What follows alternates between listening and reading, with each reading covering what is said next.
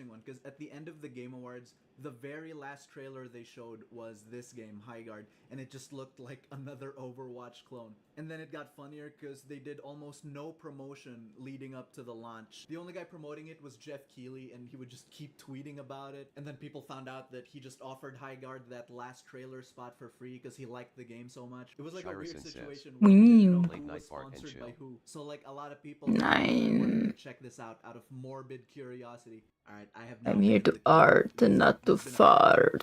Should I restart? No, just thug it out. At the start, we were in the same mood as everyone, just How are you?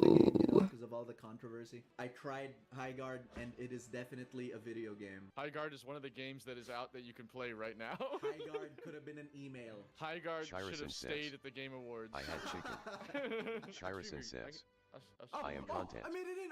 Dude, I hate the mascot they picked. Why he got like the... Alright, no one has to die. TikTok cut. At least you had chicken. It's PvP. Jeff. But what kind of chicken? Steamed? Baked? Jeffrey. Jeff Keighley tweeting out, I fell to my knees after I... Hello, on kick. I am in tears. He didn't say that, did he? And gaming will never be the same again. Shirison Did you see says, his tweet? The Jurassic Park with gif romaine in of a John wrap. Hammond going like... Okay, that sounds acceptable enough. Patrick says, And then people YouTube responded, chat. Jeff, you know what happened at the end of that movie, right?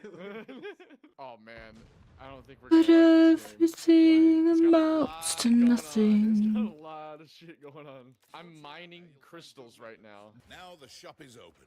Step right up. I think I'm at the mining crystals. Okay, and then there's a shop. I don't know if it's fair to hate on something for having too many mechanics, but there's definitely a line. Yeah, I mean, if it's fun, then so be it. But Yeah. I'm curious how it's gonna factor into the actual match. Shirison I guess. says, low carb tortilla and some Mining jalapenos for rhythm flavor. game has arrived. What Shirison does this game says, want me to do right now? Oh, yes. destroy walls. Now tear down those walls. It's a raid tool. Burn the Yeah, carbs, it's like a kill the base. Some carbs. rust elements to this. Use Okay, the maybe- rocket maybe not launcher that. to destroy the walls. What the hell is this game, Jeff?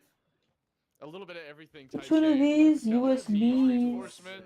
It's will got turn my horses, apparently. poor little Those walls and shove them away. tablet back on? I'm done destroying walls, sir. There is a 6-minute queue, but I assume it's because there's a lot of people You? checking it out of morbid curiosity. It's actually Jeff and his Is 15 it? million alt accounts logging It's in just, at once. it's just Oh. one Jeff, bro. We've got some time at the start. It's best to use it to reinforce some walls. Reinforce walls. I'm Dude, being we got trapped some by my siege treasure. now, we got some siege elements. So I'm saying, this game got a little bit of everything. Wait, what are we doing? It's just teaching us all the elements. What's the objective? How does the game... You'll get there. Wee. No need to run on foot all the A time. horse! Fabio! I didn't know you were here. Oh, what? Dude, it gets trippier. What the fuck is this game? We're gamers. We'll figure it out. Whoa. Mechanic slop. Oh, no. You can't just put slop after anything. Like, you can't be like, oh, it's Thanksgiving, it's family slop. Like, you gotta... Do you think they realized they're naming their game Overwatch by naming it Highguard? No! I finished the training and I lost connection to the server. Now I gotta sit in the fucking queue again. God damn it. Nice. I think you're ready. Choose your... What do you mean I think you're ready? You haven't told me anything, bro! Modern day job training be like, I think you're ready. Yeah, I don't know I what's just going watched like on, 5 man. videos. I watched 5 videos in You the made me back hold room. X and break a bunch of walls. I do like the horse though. The horse is good. They're gonna get me with the horse microtransactions. Right. Shield breaker's ready. Grab it, Warden. Shield breaker. Raid enemy base. You have the shield breaker. Okay, so that's how it is, Yeti. It's just like Rust, like you said, right? It's like a hero shooter, Rust. It's got a little bit of Siege, a little bit of Counter-Strike.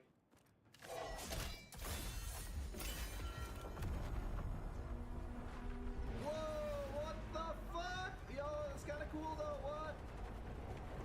Gron. Yo, yeah, that's insane. It's fucking crazy. Yeah, that's cool. Jeff! Were you cooking, Jeff? Holy shit. Oh! Dome is broken. Dude, I think you can crouch strafe in this. Should we sweat?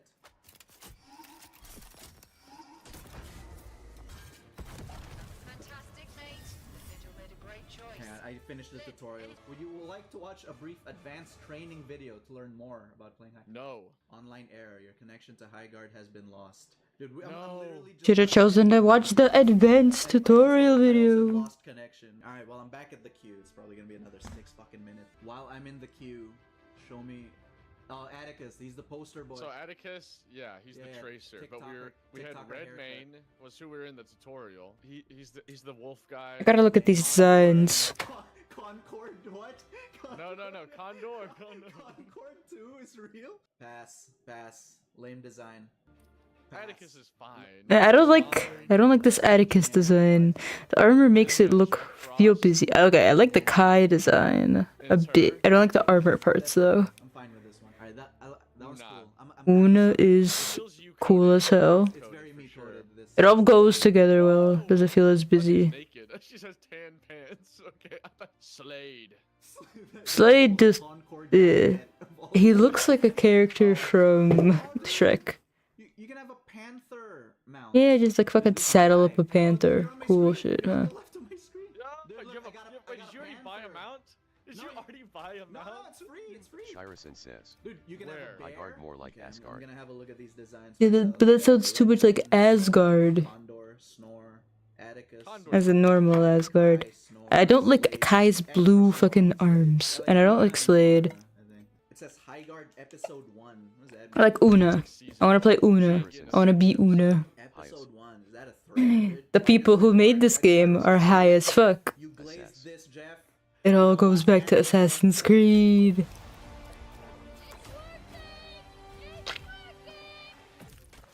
Online- No, online error. Jeff, what are we doing? I just feel like they like. Jeff. If Highguard I want is- someone to tell me Jeff Keighley is one of them. If they Highguard like has used one- paladins as a base for this. Highguard has no But paladins made place, is sense. no longer on this earth. I don't understand 3v3 on a big map. It seemed, I don't know, I feel like there's some secret there. Like maybe they had another alternative game mode, they just couldn't get it out soon enough. This game is real, ladies and gentlemen. This game exists. Oh, you can put any. I got I got the AK-47 and the AK-74. A blast hammer. Yeah, look at this. Dark Tide. So far, I don't think this is even bad. It's just not for me to like play long term. Yeah, some dudes out there with very specific tastes in games would be very happy with this. Jeff, what are we doing, Jeff? Jefferson. Oh, they're outside. They're right here. Get ready. They're right here. That guy's armor broke. I heard it. Another guy's armor broke. Use your abilities, Yeti for hire. I did. I used a wall. Dude, what the fuck is going on? Oh, I'm so lost. I have the shield breaker. Okay, get to the base. It's go time. Got his ass. Ah! Jeff! Yeti! Sorry.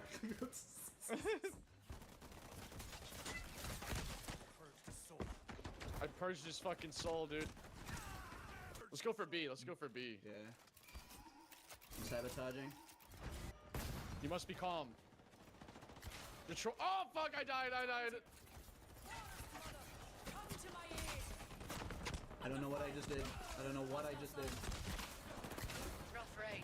Let's keep going. So that's how a match goes. You spawn, you reinforce your basis walls, and then you head out and mine gems so you can buy weapons and armor. And then the Okay, fight on who I gets bet to you whose base. a team of very motivated children could recreate this game in Minecraft So there's definitely and a- possibly have more fun. Unfortunate trailer. Or the game being, you spawn in two opposing, very simple bases, PvP game. So if you're fatigued by that, then and then it's just Minecraft. Airdrop marked on your map. You know, you can reinforce your base. mining part You go out mining for resources. 3v. I don't know if 3v3 is like is not for the me. I best mean, a lot of l- MOBAs and stuff format, like that where you gather resources for the upgrades and stuff. but I mean, we're kind of stacked now. We got like purple shit. You have orange shit. Oh wait, they have the shield breaker. They're walking to base right now. mm, Whoa! We can get him. So you can't shoot the shield. Planting a bomb. Shirison Above says. us, above us. Yeah, the fact they tried to hype this up I got just the guy shows the planning. people in Uh-oh, charge are brain frost dead. giants above us. Oh fuck. I don't know. I think it was actually funnier when we all thought they had paid like millions upon. Well, I don't know if millions upon millions is a fair statement, but paid, you know, a large amount to have it featured on the Game Awards. It was more funny then. the fact that He's Groot. like the host or whatever claims that they paid nothing and that he just featured it, possibly because whatever was supposed to be featured was dropped, and they just wanted something to put there. Problem is I feel like it's too fast. It should feel more like a I know, basic it fence. It just pulls the rug out a little. there's no point. I wonder if it was something Ubisoft that was like in the planned slot, and they just had to cancel it because you know fucking Ubisoft. Dude, I just executed his horse. They're below. I see it. You might cut him off. Like I could totally imagine the Prince of Persia game being slotted there.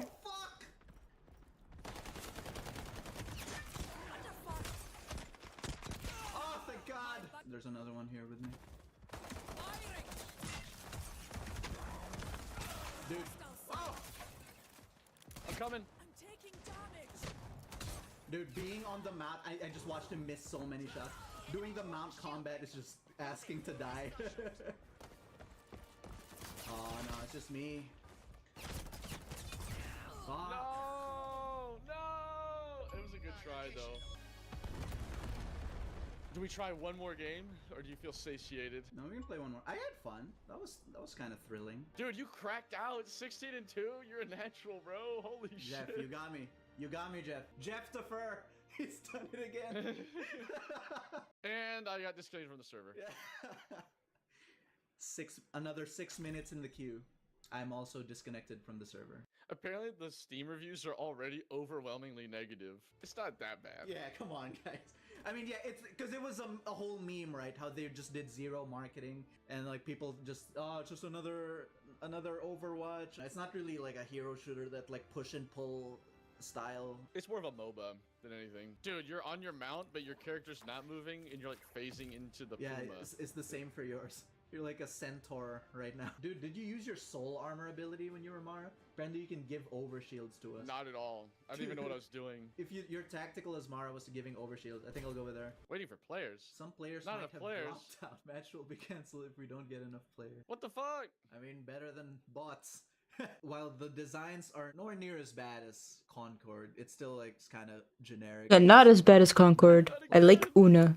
I wanna be Una. People, like, just getting booted back to the menu. I almost like Kai, Jeff is in but it's a bit the- weird looking. There's some on the server. aspects I don't like of him. Jeff kind of fucked this game over by giving it that last slot in the Game Awards and glazing the shit out of it. If this just like released normally on its own, the reception would not be this bad. I don't know. I think there's a lot of hero shooter fatigue in general. It's not really a hero shooter though. There's just heroes, mechanics, abilities, and shit. I know it's technically not a hero shooter, but most people don't see it like that. They just are like, they see the marketable heroes and the characters I ability. hate. Yeah.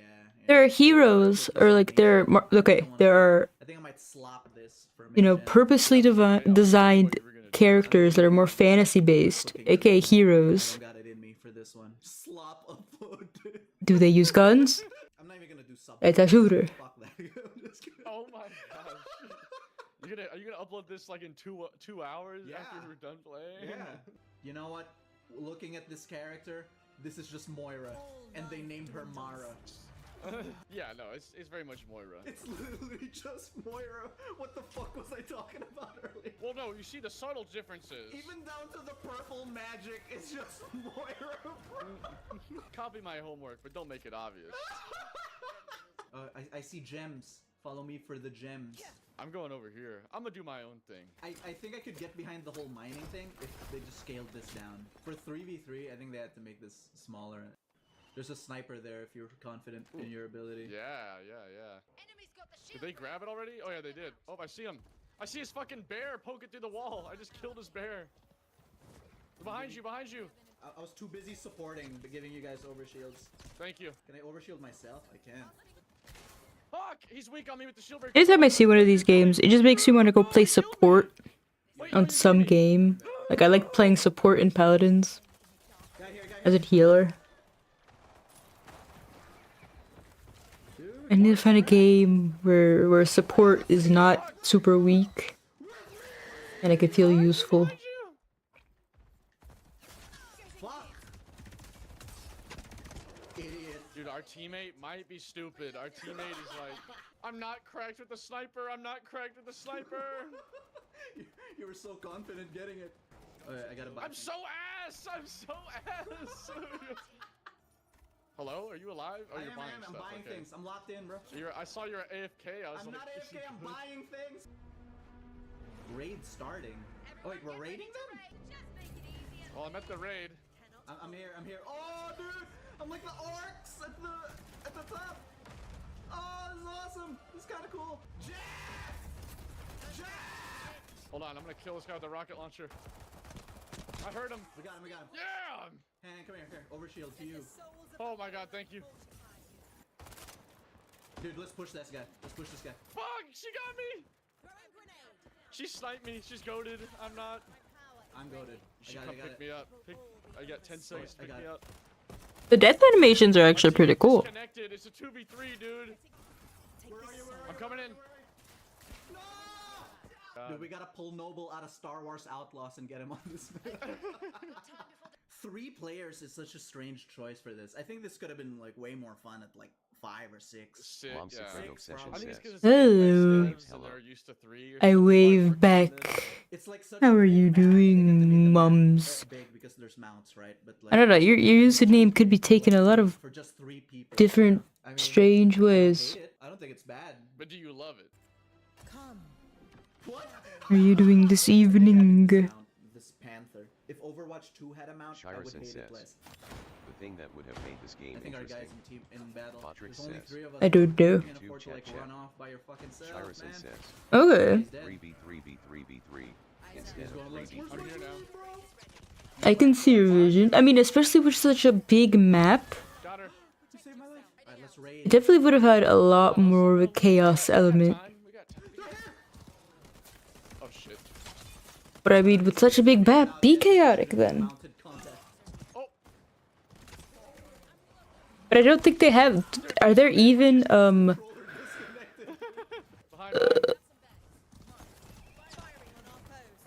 3, 6, 9, 12? I don't. Are there even 12 characters? Some I interesting see him, he's running, dynamics. he's running. We got hits on him. I mean, interesting for sure. I mean, it would be interesting if there were like a temporary alliance Oh, he's outside! style mechanic. I heard him with the wall. Okay, this expression is done. Dude, our teammate's goaded. He's actually so cracked. Ah, he got me. Well, like, Moving we kinda on killed to him this one. while he did objective. Nice! Get Shirison fucked, says. idiot. No alliances. It would have to be working together I with got the guy special getting fire me. and no There's a guy comms. behind me again, though. Shirison says. That's a child, bro. That's a Backstabbing child and straight up. betrayal That guy aplenty. cannot get a kill. Look, it's simple. I'm like, I think there should be like a new rule. Any game idea you have, you must first make it in Minecraft, and if the children enjoy it and have fun, then you make it into a full game. Or even fucking Roblox. I'm going now, helping. Like, your game has to pass some kind of, is it fun even at basic bones, at the bare bones level? Oh man. Is it enjoyable? more. Yeah, I think Aldo so. Fighty You is say great it, set. that's- Roblox? Roblox. Yeah, private server Roblox. Do not expose the children to the adults. His name is just Dark. All On the caps. I fucking don't know, game. Smells like a bot to me. I don't think there's Shirison bots in this says. game. I mean, those guys Next last triple match game, might as well have been Italian bots. brain Like, retard. damn, those guys are really bad. The Slade, dude, that Slade was in struggle. It's Hmm. like he would get too excited. I have and no then pull his interesting controller out of the console and, like, disconnect retorts. it. Wait, is bro in combat? No, he's shooting walls. We are not gonna be having fun with his teammate, I think. Bro, skip the tutorial. But can you blame him? Shirison says. No. Kids are dumb AF nowadays. They already have They it. instantly grabbed it. Eh, Wait, It's on the teleport to minimap. I base. can't say much. Teleport to base. They're actually in front of the base right now. I'm I'm not telling that smart. you. They're right here. They have a Moira as well. Ooh, stay in TikTok, buddy. Heads up, they're planting a bomb. Intercept. Hey, stop doing that. Oh, left side, left side. Fuck, I gotta stop. Hold on. Maybe let's just stay in here and defend, bro. Shirison Yeah, this says. is a little crazy. Kids But they in play it middle on the other school side can of the barely map. read. We gotta go. Shit. Ah, shit. Yeah, but there's like a lot of different reasons for it. I'd rather blame the parents. We've lost this one, I fear. I don't know. Shirison says. The Yeah. their Moira's kind of And it's a set. No, I was watching this or listening to this video in the background while at work. First And lobotomy it was done. actually like a really interesting video. It was this dad just talking about the different ways he's trying to not raise his children as iPad kids.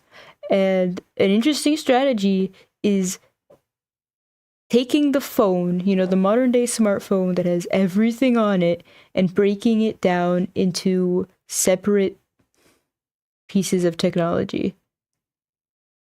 So, for example, he installed internet-powered landline phones. So when the kids are at home, if they want to call someone, they got to use a physical phone with a dial pad. And then when they're out and about, he has, you know, like flip phone style phones with just number pads, no touch screens, and they can use it to text and call. And he has like MP3 players that they load music onto. Says, I grew up with internet starting at age 10 to 11, dial up. Yeah, my first, like, I had a flip phone for my school life up until about past middle school. Like, around middle school, I got an iPhone 6. And the way that it worked in my family is my dad would get a phone when he, like, finished paying it off. My first cell phone was at age 18. I mean, great age, but when he finished paying it off, his phone would go to my mother, and then when he finished paying another one off, hers would go to me. So you can imagine that. You can imagine that situation. I got my first taste of like being chronically online around 12. Yeah. You forget I am old AF. It is really hard to internalize your age, considering your voice and your use of technology. Cell wasn't even a smartphone. Yeah, well, neither was mine, sir, old man dog. It was an old flip phone. So was mine. I had to text using the key number pad, press a million times to get the letters I wanted, and I don't even mind. It was nice. I mean, I gotta see what's 15% off on Mercari. Mercari is doing this thing. It's starting to send me notification about things I am not even like subscribed to. Internet presence betrays my age. I look back, I see 50 plus years.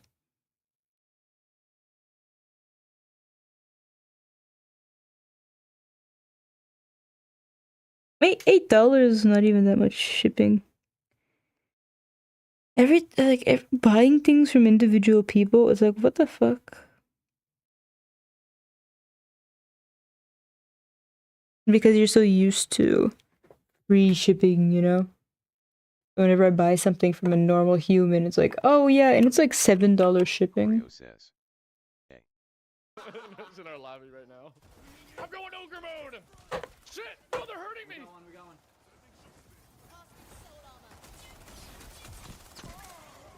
Got two, one more. Fuck, they killed me! Pick me up, please, please. What is this? Dude, I picked up a red gun. What the hell? Dude, Dark, why are you walking into the thing that hurts you? Are you stupid? Yes. Answer, yes. But for this one, I can delete all the arm layers. Because the arms are very different. Nice. Dark, what are you doing? What are you... His best. It's up to Dark. You got it, Dark. Remember what you learned in the tutorial. Uh-oh, that you didn't play. That was not good. No, it's done. We have 5 health, dude. No, what's this thing we can defend? It's done. Oh. One more? One more. I might go with a poster boy.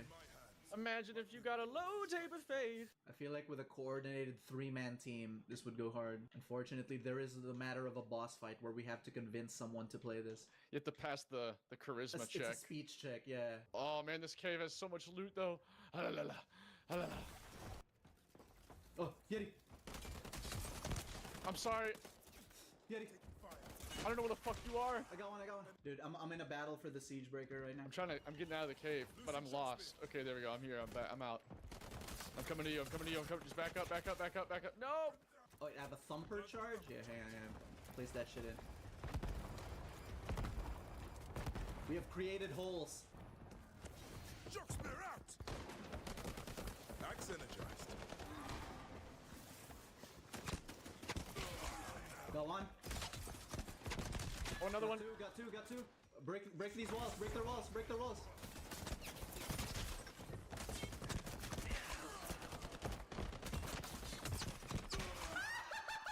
Dude, change controller scheme so you can crowd strafe. It actually works. Wait, you're the last one left. No, we got no more lives. Nah, I got him. Fuck! What? I'm gonna go back in those mines. Let's go back in those mines, dude. In those mines that we got lost in, let's go It looks a bit demented right now. Bro just wants to mine. He just wants to mine. Trust. I yearn for the mines. Fuck, they're hurting me. It hurts really bad. I got you. Oh, the wombo combo. Get fucked. I really want to mine all this shit behind you. Stop mining, bro. I'm not mining. I just really want to. Okay. I made it. I actually made it.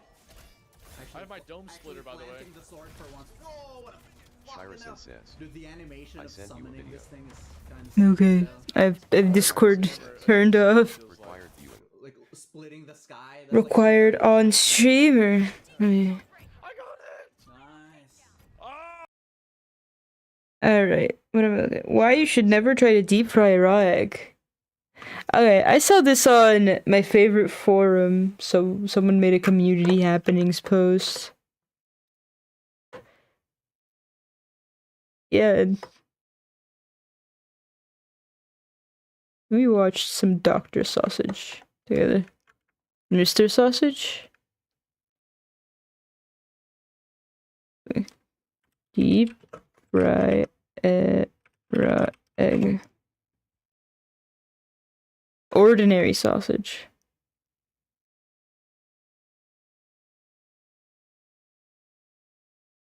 All right, I need a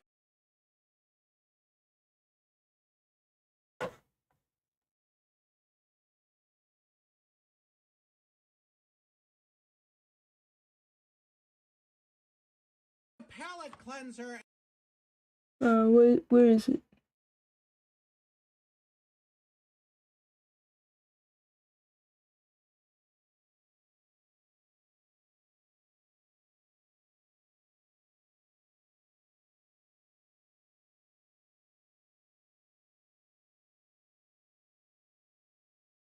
Okay, well now it doesn't want to do the picture. Doesn't want to fucking find it.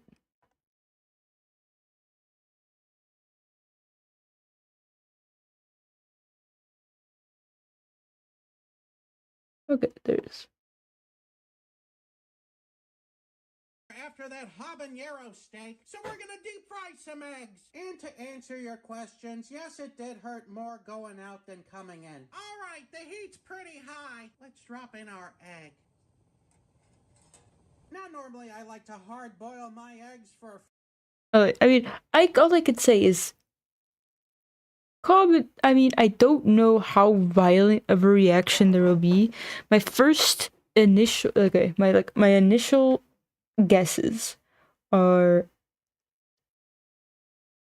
you heat up an egg. It's the same reason you don't microwave an egg or a raw egg,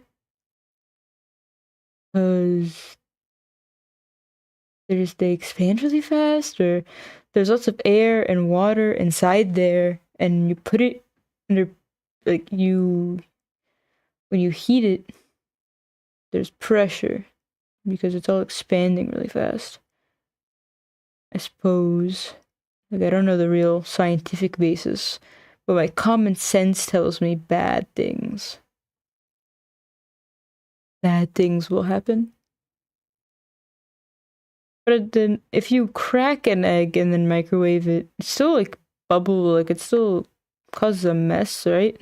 We'll see. 14 minutes, but this oil's way hotter than the water. So I'm thinking maybe 5? I think the shell's starting to burn. Shirison Well, says, we've crossed the take note of how 400 much oil degree is in mark. the pot. There's like a lot of oil and it's at 400 degrees. Oh, he didn't catch the explosion? Oh my god! Oh my god! I didn't record it, but the entire pan of oil just exploded all over the kitchen. Guys, I gotta... He had like damaged his microphone. It looks like nuclear wasteland. Oh. It took the Shirison plastic says, off of yes. the Velveeta cheese. What the fuck happened to the Velveeta? Is that his dentures? Oh, wait, I don't know what that... It's giving me tinnitus. Shirison says, eggshell. Whoever gave him that idea wanted to fucking murder him, methinks. Well, hey there, folks. Shirison says, now watch the Listerine steak. All right, I need a... Now that just sounds like someone really wants to kill him. Ooh, cooking shrimp with a retro 120-volt hot dogger.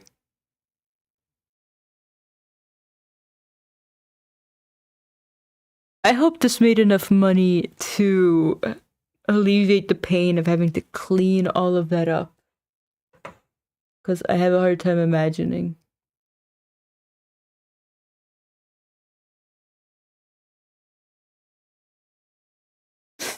Yeah, the foggy audio after explosion feels like I'm bleeding out. Absolutely.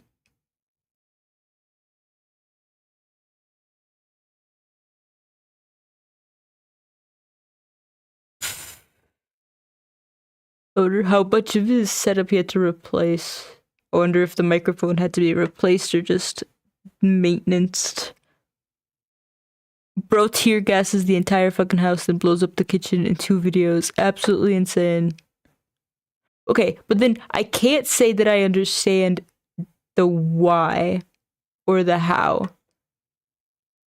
For example, I thought it would be the egg exploding. I'm not sure I understand what Shirison happened says, with the oil. because he's ordinary sausage.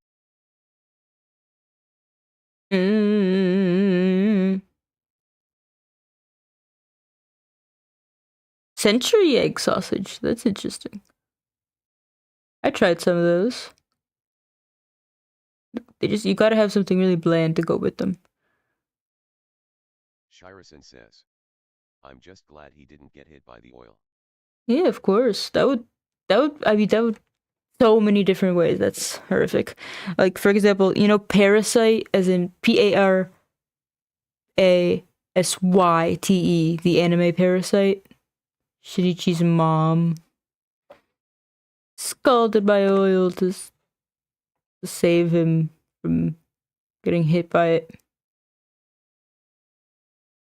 That's it. That's the only example I have in my mind. I want to watch a video on what dying from fentanyl feels like. Shirison says, I got hit by hot oil on my hand once. Ugh. Giant blistery scar for years. Yeah, I don't fuck with oil. When I fry things, it's not. I don't do like a pot full of oil. It's like a little bit more than just pan frying, you know? Just enough to cover whatever I'm cooking. Usually I use a wok as well, so that I don't have to use as much. Shirison says, hit the judo chopping spot. I don't know what that means. You don't really party. You're more of a 2 beers and I'm good person.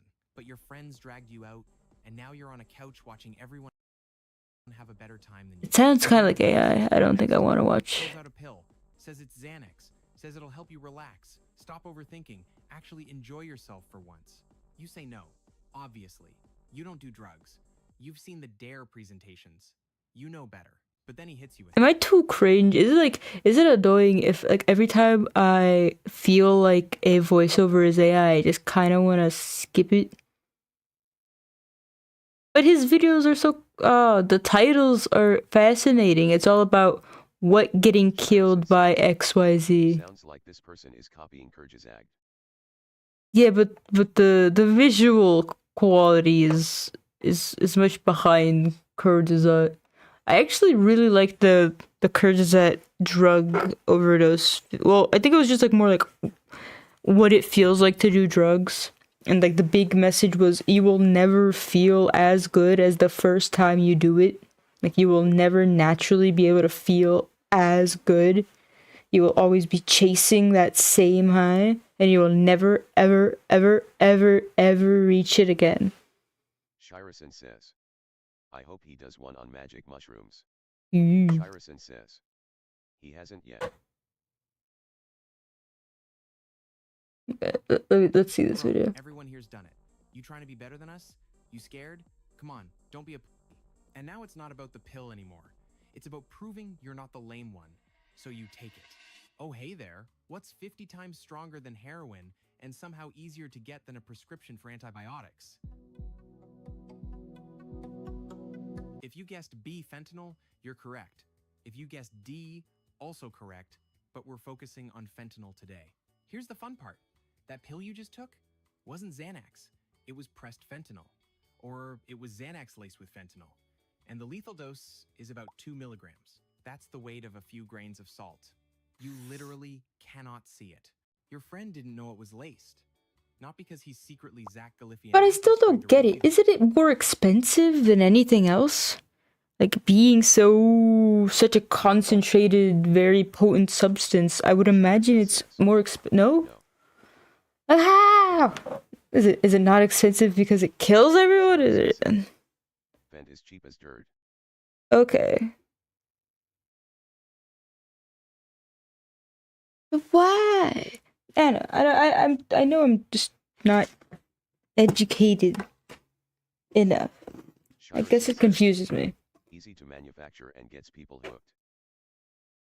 But isn't that like the perfect drug then? Okay, it's easy to manufacture, super addictive, super potent. Isn't, quote, like, in theory, that sounds like a money-making machine. Completely kills your pleasure receptors. Yeah, but then you're entirely hooked, right? Or like to the point where you can't even get hooked on it. Like, remember, I'm really dumb. So I just don't get the economics of dealing in drugs. I don't get the economics Shirasan says, of. yet if you aren't on it at that point, your life is suffering. Yeah, but Shirasan says, the dealer gets infinite like money. The feeling of constant withdrawal. I guess it's hard to understand how something. And you need to take it just to feel normal. Yeah, but I guess it's really difficult for me to wrap my brain around how something, so potent is cheap as dirt. I just don't. I guess there's just something like logic there that's really difficult for me to understand. Says, supply is not scarce. Shirasan says, also it doesn't last long. Shirasan says, heroin lasts a long time. Okay. I guess it's like do people actively seek it out? Like, because I guess demand is another factor, right? I guess if no one actively wants it, then that would make sense why it's the cheaper, and then you're just using it, as they say, to cut. Shirasan says, they actively seek it out because they need it to function. Okay, well, I don't think I'm going to understand the economics of. If you have never had withdrawals, it's hard to explain. Like, the withdrawals I have are kind of like carb withdrawal I get when I start eating too much. When I start having really bad eating habits, I have really strange mannerisms. I go kind of weirdo. I start acting like an abused parrot. Or a mentally ill parrot, to say the least. The guy who pressed these pills in his basement doesn't have FDA quality Shirison control. says, And now you've got you about haven't ever had 15 a to true 30 minutes addiction before your withdrawal, body completely like shuts quitting down. smoking cold Let's find turkey out what it after feels smoking like when 2 peer packs a pressure day. kills you. No, I'm very fortunate. I have not. And why is something this deadly being pressed Like, into fake I Xanax can bars stop that guys doing hide? most anything so far. So far. Fentanyl's a Let's not jinx it. synthetic opioid. I don't plan on trying anything like alcohol or smoking. Who was probably trying to cure cancer or something noble. Instead, he invented the most efficient way to accidentally kill recreational drug users. Hospitals use it Shirison because says, it's incredibly good at blocking surprisingly, pain. I have been sober It for binds years. to opioid receptors in your brain. Well, I'm and very, nervous very system, happy for and you. basically tells your body, hey, stop feeling things. Hey bro, you need to stop feeling things. What? No, why would I?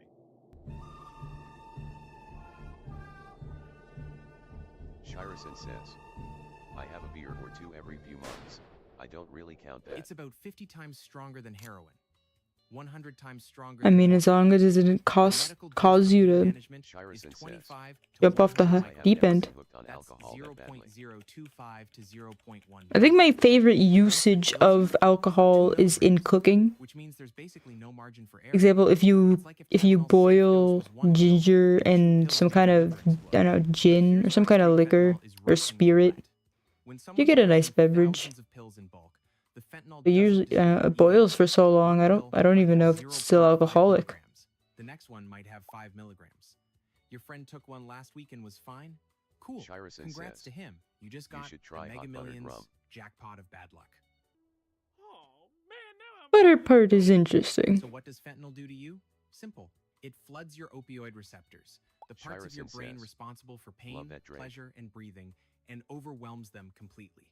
In a hospital, they give you just enough to block pain while keeping you alive. Like, I'm pretty sure they used Fent on me, or like the hospital grade Fent, when I got my wisdom teeth removed. Your pulse.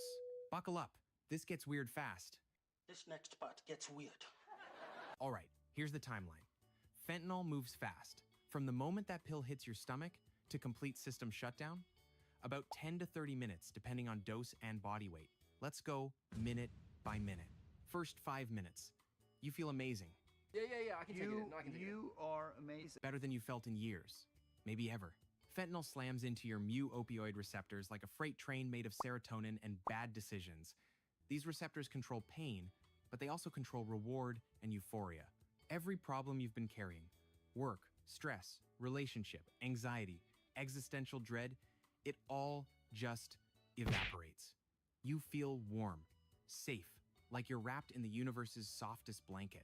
Your friends are talking to you. You're nodding and smiling. Everything they say is the funniest thing you've ever heard. You're finally relaxed. Finally part of the group. Meanwhile, your respiratory rate just dropped from 16 breaths per minute to 10, then 8, then 6. See, fentanyl doesn't just make you feel good. It tells your brainstem, the part that controls automatic functions like breathing, to chill the fuck out. And your brainstem, being a team player, complies. You don't notice. Why would you? You feel incredible. 5 to 10 minutes in, the euphoria is shifting into something heavier. You're not high anymore. You're sedated. Someone asks if you're okay. You try to answer, but the words come out slow, thick, like your tongue forgot how to work. Invisible. Your vision's blurring, not in a I need glasses way, in a my brain's not processing visual information correctly way. Sounds are muffled, distant, like you're underwater. You're not scared though. Can't be. Your brain's too oxygen deprived to generate complex emotions like fear. You're just really, really tired. Your oxygen saturation, amount of oxygen in your blood, has dropped from a healthy 98% to 85%, then to 80%. Your lips are turning blue, your fingernails are gray. Your friends are starting to get concerned, but they're drunk and high, and nobody wants to be the one who ruins the vibe by calling 911 over a guy who's just really stoned. Classic party dilemma, is he dying or is he just British? Fun fact, this is the window where Narcan could 100% save you. One spray up the nose, and you'd wake up confused, pissed off, and alive. Problem is, nobody at this party has Narcan. Why would they? They're not real drug users. They're just college kids having fun. Guess what happens next? 10 to 15 minutes. You're out, fully unconscious. And this is where things get bad. Your breathing's almost completely stopped. Maybe one breath every 30 seconds, maybe one per minute. Your brain is suffocating. Here's the thing about your brain. It's 2% of your body weight, but uses 20% of your oxygen. It's a resource hog. And right So, now, how do I it's turn getting off my nothing. brain The so I can parts of your survive brain underwater responsible for longer? consciousness, memory, decision-making, gone. Offline. What's left is just your brainstem trying desperately to keep your heart beating. Your friends are freaking out. Someone's slapping your face. Someone else is yelling your name. You don't respond. Can't respond. You're not there. Finally, someone calls 911. By the way, quick PSA from your dead host. Shirison says, If someone's unresponsive at a party, call 911 immediately. on Twitch. I know you're worried about cops showing up. I know you don't want to get in trouble. But I'm you know so what's worse than getting in trouble? curious. Your friend dying on your couch while you Googled, is he just really high or dead? Anyway, back to you dying. But don't get 15 banned. to 25 minutes, you've stopped breathing entirely. My Let's curiosity is record not this. worth your account. Your oxygen saturation's in free fall. 60%, 50%, says, 40%. like, Your even as a organs joke, are so I won't screaming say for it. oxygen. Your Yeah. brain especially. Your heart's trying to compensate. It's beating faster, harder, trying to pump whatever oxygen's left to your brain. But there's nothing to pump. It's like revving an engine with no gas. The system's breaking down. If you're lucky, and I mean really lucky, paramedics arrive now. They immediately hit you with Narcan. Start chest compressions. Bag you manually force air into your lungs. Narcan's a miracle drug. It's an opioid antagonist, kicks the fentanyl off your receptors, and reverses the overdose in seconds. With Narcan, you wake up angry, confused, and in withdrawal, but alive. Without it, your heart stops, and we move to the final stage. All I could say is I 25 to remember 30 a minutes, news article your heart headline stops. Cardiac arrest. At about this point, even if they some revive your people heart, starting to like your brain's walk been without around big oxygen for so cities, long, giving the people person you Narcan, were just like random, like giving like technically homeless people survived. that were might have been Your body might keep passed functioning out with medical on the support, but streets, you, just giving them the person Narcan. who went to that party, who It's the gave most in to peer interesting pressure, concept who I've just thought of, wanted to I've fit in, you're already I've gone. The worst part, heard of in a from the while. outside, And a lot of them fentanyl wake up overdose like, you know, looks very peaceful. angry. No thrashing, no screaming, you just stop. Which is why your friends didn't realize until it was too late. All right, but what does this actually feel like? Because we've covered the biology. Let's talk about the experience. At first, incredible. The best you've ever felt. All the stress, anxiety, self-doubt, gone. You feel good. Not had a nice day good. This is what happiness actually is good. Then you start sinking. Not physically, mentally. Like you're being submerged in warm honey. And it feels safe, comfortable. You hear people talking, but you can't focus on the words. They sound far away. You want to respond, but forming thoughts is too hard. Your brain's moving in slow motion. And here's what makes fentanyl different from most other ways to die. There's no panic, no pain, no desperate gasping for air. You just feel tired, like you could sleep forever. Some survivors describe it as the most comfortable I've ever been. Others say it felt like floating, detached from their body, watching from somewhere else. And emotionally, nothing. No fear, no regret, no final thoughts about your family or what you're leaving behind. Just nothing. Most ways to die, your brain panics, floods you with adrenaline, fights. But fentanyl, it just turns everything off, gently, quietly, which is why it's so dangerous. It doesn't feel dangerous. It feels like relief. Quick reality check. Fentanyl killed over 75,000 people in the US last year. That's more than car accidents, more than gun violence. It's the leading cause of death for Americans aged 18 to 45. And most of them didn't know they were taking fentanyl. They thought they were taking Xanax, or Percocet, or Adderall they bought from a friend of a friend. Here's why it's everywhere. Fentanyl's cheap to Dang, my make. plans to take over the world using Adderall You can cook it in a have been lab. foiled. And because it's so potent, I don't want to get you fent need by way less accident. product to get the same effect. So dealers cut everything with it. Bigger profit margins, smaller shipments, higher potency. If some customers die, there's always more customers. It's capitalism, baby. Now that's capitalism. The free market decided your life is worth less than a higher profit margin. Illuminati. So, there you have it. Fentanyl overdose. Fast, painless, and disturbingly easy to stumble into by accident. The peer pressure thing? That's real. I know it sounds like an after-school special, but people actually give into that stuff. Especially when you're young and insecure and just want to be liked. So here's my advice. From one dead guy to whoever's watching this. If someone's pressuring you to take something and your gut says no, just don't. Yeah, they'll call you lame. Yeah, you might feel left out. But you know what's lamer than being the sober guy at a party? Being dead at 23 because you wanted to seem cool. Hit subscribe if you like these type of videos. Oh, and to whoever keeps commenting that my voice sound like AI. Buddy, I'm a ghost. I'm literally artificial at this point. What's your excuse? And that last part was a little cringe because come on, it's definitely an AI voice. You're a ground crew mechanic at a major airport. Routine maintenance check on a Boeing 737. And it's probably an Indian guy writing the script. I mean, if we're being real. You're walking around the plane, clipboard in your hand, doing your final inspection. The noise is deafening. Your ear protection muffles it to a dull. Wait, no. So this video is about how it feels like to die being sucked into a jet engine. AI prop wrote the script. Yeah. YouTube chat check. And at the crux of it all is an Indian. Because if it wasn't, why not just use your real voice? There are so many different cringe voices. Chat check. Yeah, okay, Bot Chicks is officially broken. But there are so many, there's such a varied variation? No. A varied cacophony of voices on YouTube. From high pitch to low pitch, professional radio voices to, very casual, normal person voices. It just speak, just use your own voice. They can't use their real voice because they save it for random Windows Fix tutorials. Yeah, then they gotta speak Hindi for their fellow Indians. But there was this one video tutorial I was watching on DaVinci Resolve, and I know some guy was like, "Please, sir, I'm Hindi and I'm trying to learn this. Could you add captions?" Ah, ha, ha, ha. It was like some American British, or no, British English, It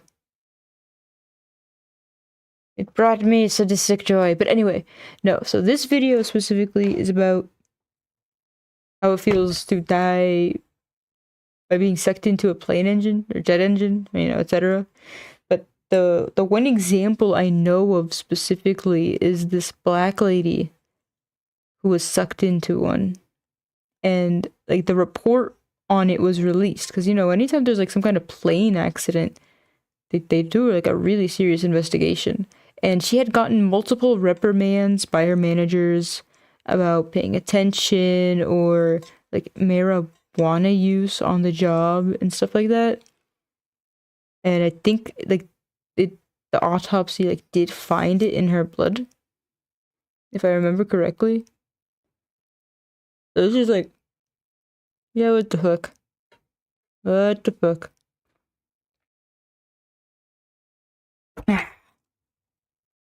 I don't know. I'm tempted to listen to that video of the official investigation report. Your checklist.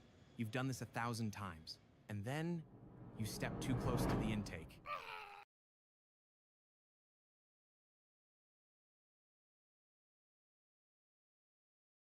I paused it by accident. Oh, hey there. Today we're talking about jet engines. Specifically, what happens when you get sucked into one. Spoiler, it's bad. Here's the thing about jet engines. They're basically controlled explosions that generate enough thrust to lift 80 tons of metal into the sky. And if you get too close to one while it's running, you don't get injured. You get erased. What happens in the next 3 seconds isn't death. It's instantaneous obliteration. And today, I'm going to walk you through every millisecond of it. Let's find out what it feels like to meet a jet engine up close. Okay, before we get into the nightmare fuel, let's talk about what a jet engine actually is, because understanding how it works makes what happens to you so much worse. A commercial jet engine, let's say a CFM56, the most common engine on 737, works on a simple principle. Suck, squeeze, bang, blow. That's the actual technical term, by the way. I'm not making that up. Suck. The intake fan pulls in massive amounts of air. We're talking about 1,500 pounds of air per second at full throttle. Even at idle, which is where most accidents happen, it's still pulling 300 to 400 pounds per second. Squeeze. That air gets compressed by multiple turbine stages, increasing pressure and temperature. Bang. Fuel gets injected and ignited. Controlled explosion. Temperatures hit 1,000 to 2,000 degrees Celsius. Blow. The expanding gases shoot out the back at 400 to 500 miles per hour, creating thrust. Now, here's what makes jet engines so uniquely horrifying as a death machine. They don't care what gets sucked in. Birds? Gone. Tools? Obliterated. Humans? Let's just say OSHA has very specific rules about how close you're allowed to stand to a running engine. And you just broke all of them. The suction zone extends about 10 to 15 feet in front of the intake. Inside that zone, the airflow is strong enough to pull loose objects, or people, toward the engine. And once you cross the threshold, there's no fighting it. The engine's pulling in 300 plus pounds of air per second. You weigh maybe 150 to 200 pounds. Do the math. All right, here's where we break it down. Because And this of course, doesn't take minutes. hello, It Gray. doesn't even take seconds, really. From the moment you get pulled in to complete obliteration, about 3 seconds. Let's go frame by frame. You feel the pull. Suddenly. Violently. It's not like wind pushing you. It's like an invisible hand dragging you forward. Your feet slip. Your body tilts. You're trying to grab onto the wing, the landing gear, anything. But there's nothing to hold. Your fingers scrape against the fuselage. Your boots are sliding across the tarmac. And the noise? The noise, it's overwhelming. A deep, mechanical roar that vibrates through your chest. You're probably thinking, this can't be happening. This is a mistake. I can stop this. Spoiler, you can't. The airflow's exponential. The closer you get, Like when your the shirt gets stronger it caught in pulls. the By wood the chipper. time you're within 5 feet of the intake, you're moving at 20, 30 miles per hour. Not by choice. The engine's taking you. 0.5 seconds, you hit the fan. The intake fan on a CFM56 has 22 to 24 blades. Each one is made of titanium alloy, weighs about 20 pounds, and is spinning at 3,000 to 5,000 revolutions per minute. That's 50 to 80 rotations per second. The tips of those blades are moving at roughly 1,000 feet per second. That's over 680 miles per hour, faster than the speed of sound. So when I say you hit the fan, what I really mean is the fan hits you at supersonic speed, repeatedly. The first blade catches you. Maybe your shoulder, maybe your head, doesn't matter. At that speed, with that mass, the blade doesn't slow down. You do, violently. Your bones shatter instantly. We're talking about impact forces in the range of several tons per square inch. Your skull, your ribs, your spine, they don't bend, they don't crack, they pulverize. And here's the thing, you're probably still conscious for this part. Your brain hasn't caught up yet. The pain signals haven't had time to register. But your body? Your body knows something catastrophic just happened. 0.2 seconds. You're through the fan, and now you're entering the compressor stages. Behind the main fan are Oh multiple man. rows of After you compressors. get fucking Smaller, pulverized, you sharper, still have to deal with the spinning even heat. faster. And you're being Engines, forced I through don't know, them get like burned to crisp there's too, really no polite way melted. to say this. You're being mulched. Your body's being torn apart by dozens of spinning blades in rapid succession. Skin, muscle, bone, none of it matters. The compressor doesn't discriminate. It's designed to handle bird strikes at 500 miles per hour. A human body? That's just softer. Jet engines are built to ingest small debris and keep running. Birds, ice, small rocks, they get shredded and pass through. You're just really big debris. And here's a fun aviation fact. When something organic goes through a jet engine, it doesn't just disappear. It gets aerosolized, turned into a fine mist of, you, which then gets mixed with fuel and, you know what, let's move on. 0.1 seconds. Welcome to the combustion chamber. Did they use me where to things power get the really bad. plane? Whatever's left of you, and let's be honest, it's not much at this point, is now entering a chamber where fuel is being continuously ignited. We're talking about temperatures hot enough to melt aluminum. Your body is mostly water, fat, and protein. Water flash boils at these temperatures. Fat ignites. Protein also ignites. Basically, you're being incinerated at a molecular level. And it happens so fast that there's no smoke, no flame, no dramatic movie explosion. You just cease to be solid matter. You're now carbon particles, water vapor, and trace organic compounds being mixed with jet fuel exhaust. Congratulations, your emissions. 0 seconds. What's left of you exits the engine at roughly 500 miles per hour as part of the exhaust stream. You're not a body anymore. You're not even pieces of a body. You're a cloud of vaporized organic material dispersed across 200 feet of tarmac behind the plane. And here's the darkest part of all this. The engine? It's fine. Totally fine. Modern jet engines are built to handle FOD, foreign object damage.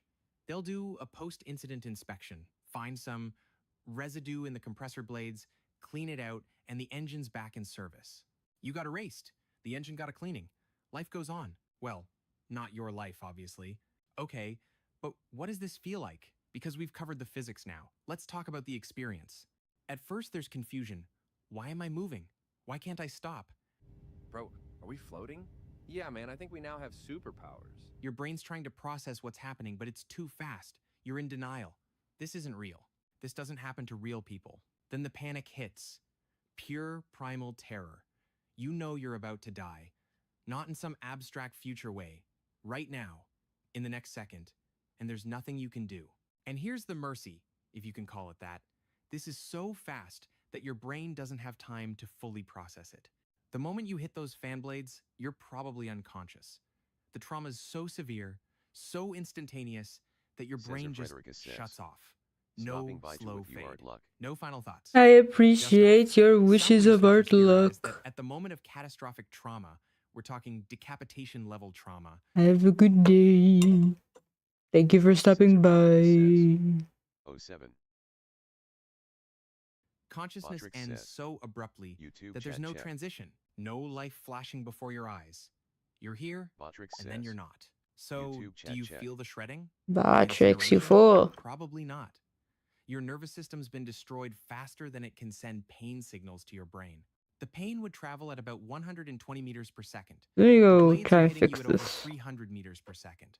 The math doesn't work out in your favor. So yeah, it's horrifying, it's violent, it's absolute obliteration, but you probably don't suffer through most of it. You're gone before your brain realizes what happened. Aftermath. Let's talk about what happens after. The engine gets shut down immediately, assuming someone saw what happened. Sometimes they don't. Sometimes the first sign something went wrong is just less noise, less resistance. The engine runs smoother because there's less mass going through it. Yeah, that's a real thing that happens. The cleanup is extensive. They have to inspect every stage of the engine. Compressor blades, combustion chamber, turbine, looking for damage, looking for debris. Most of it's just carbon scoring, heat damage, some organic material stuck in crevices. They clean it, document it, and if the engine passes inspection, it goes back into service. The FAA gets a report. OSHA investigates. Safety protocols get reviewed. Maybe they add another warning sign. Maybe they expand the danger zone from 15 feet to 20 feet. And life goes on. Planes keep flying. Engines keep running. You're a statistic now. A cautionary tale in safety training videos. A reason why new ground crew members get screamed at if they step too close to a running engine. You became an example, just not the way you planned. So there you have it. Jet engines. 3 seconds from routine maintenance to complete obliteration. Here's the thing though. This almost never happens. Modern airports have insane safety protocols. Exclusion zones, warning lights, training, multiple people watching at all times. You'd have to ignore every single safety rule to end up in this situation. But it has happened.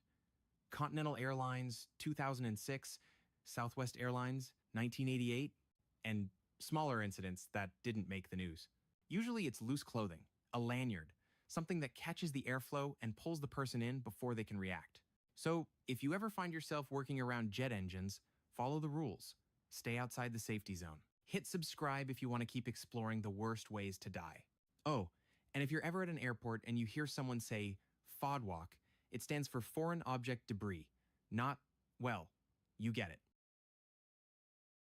Last year, 18 million people witnessed Honey's scheme, how they were poaching affiliate commissions from influencers, bloggers, and virtually every player in the affiliate marketing industry. But that wasn't the full story. Shirison Over the says, past year, "And I've if you been ever digging get caught deep in it, into Honey's do a code flip to and add a score discovered multiplier something before you huge. go." In 2017, Autophidius Gray under the says, leadership of "That co-founders was a Ryan fuck-ass Hudson video." and George Ruan, Fuck us in what way? a sophisticated system designed specifically to enable this theft while hiding it from industry insiders and compliance testers. I don't want to watch this. Wait.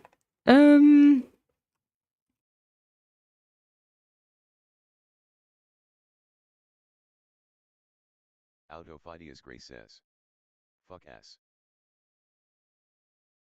Here's a better video about the subject.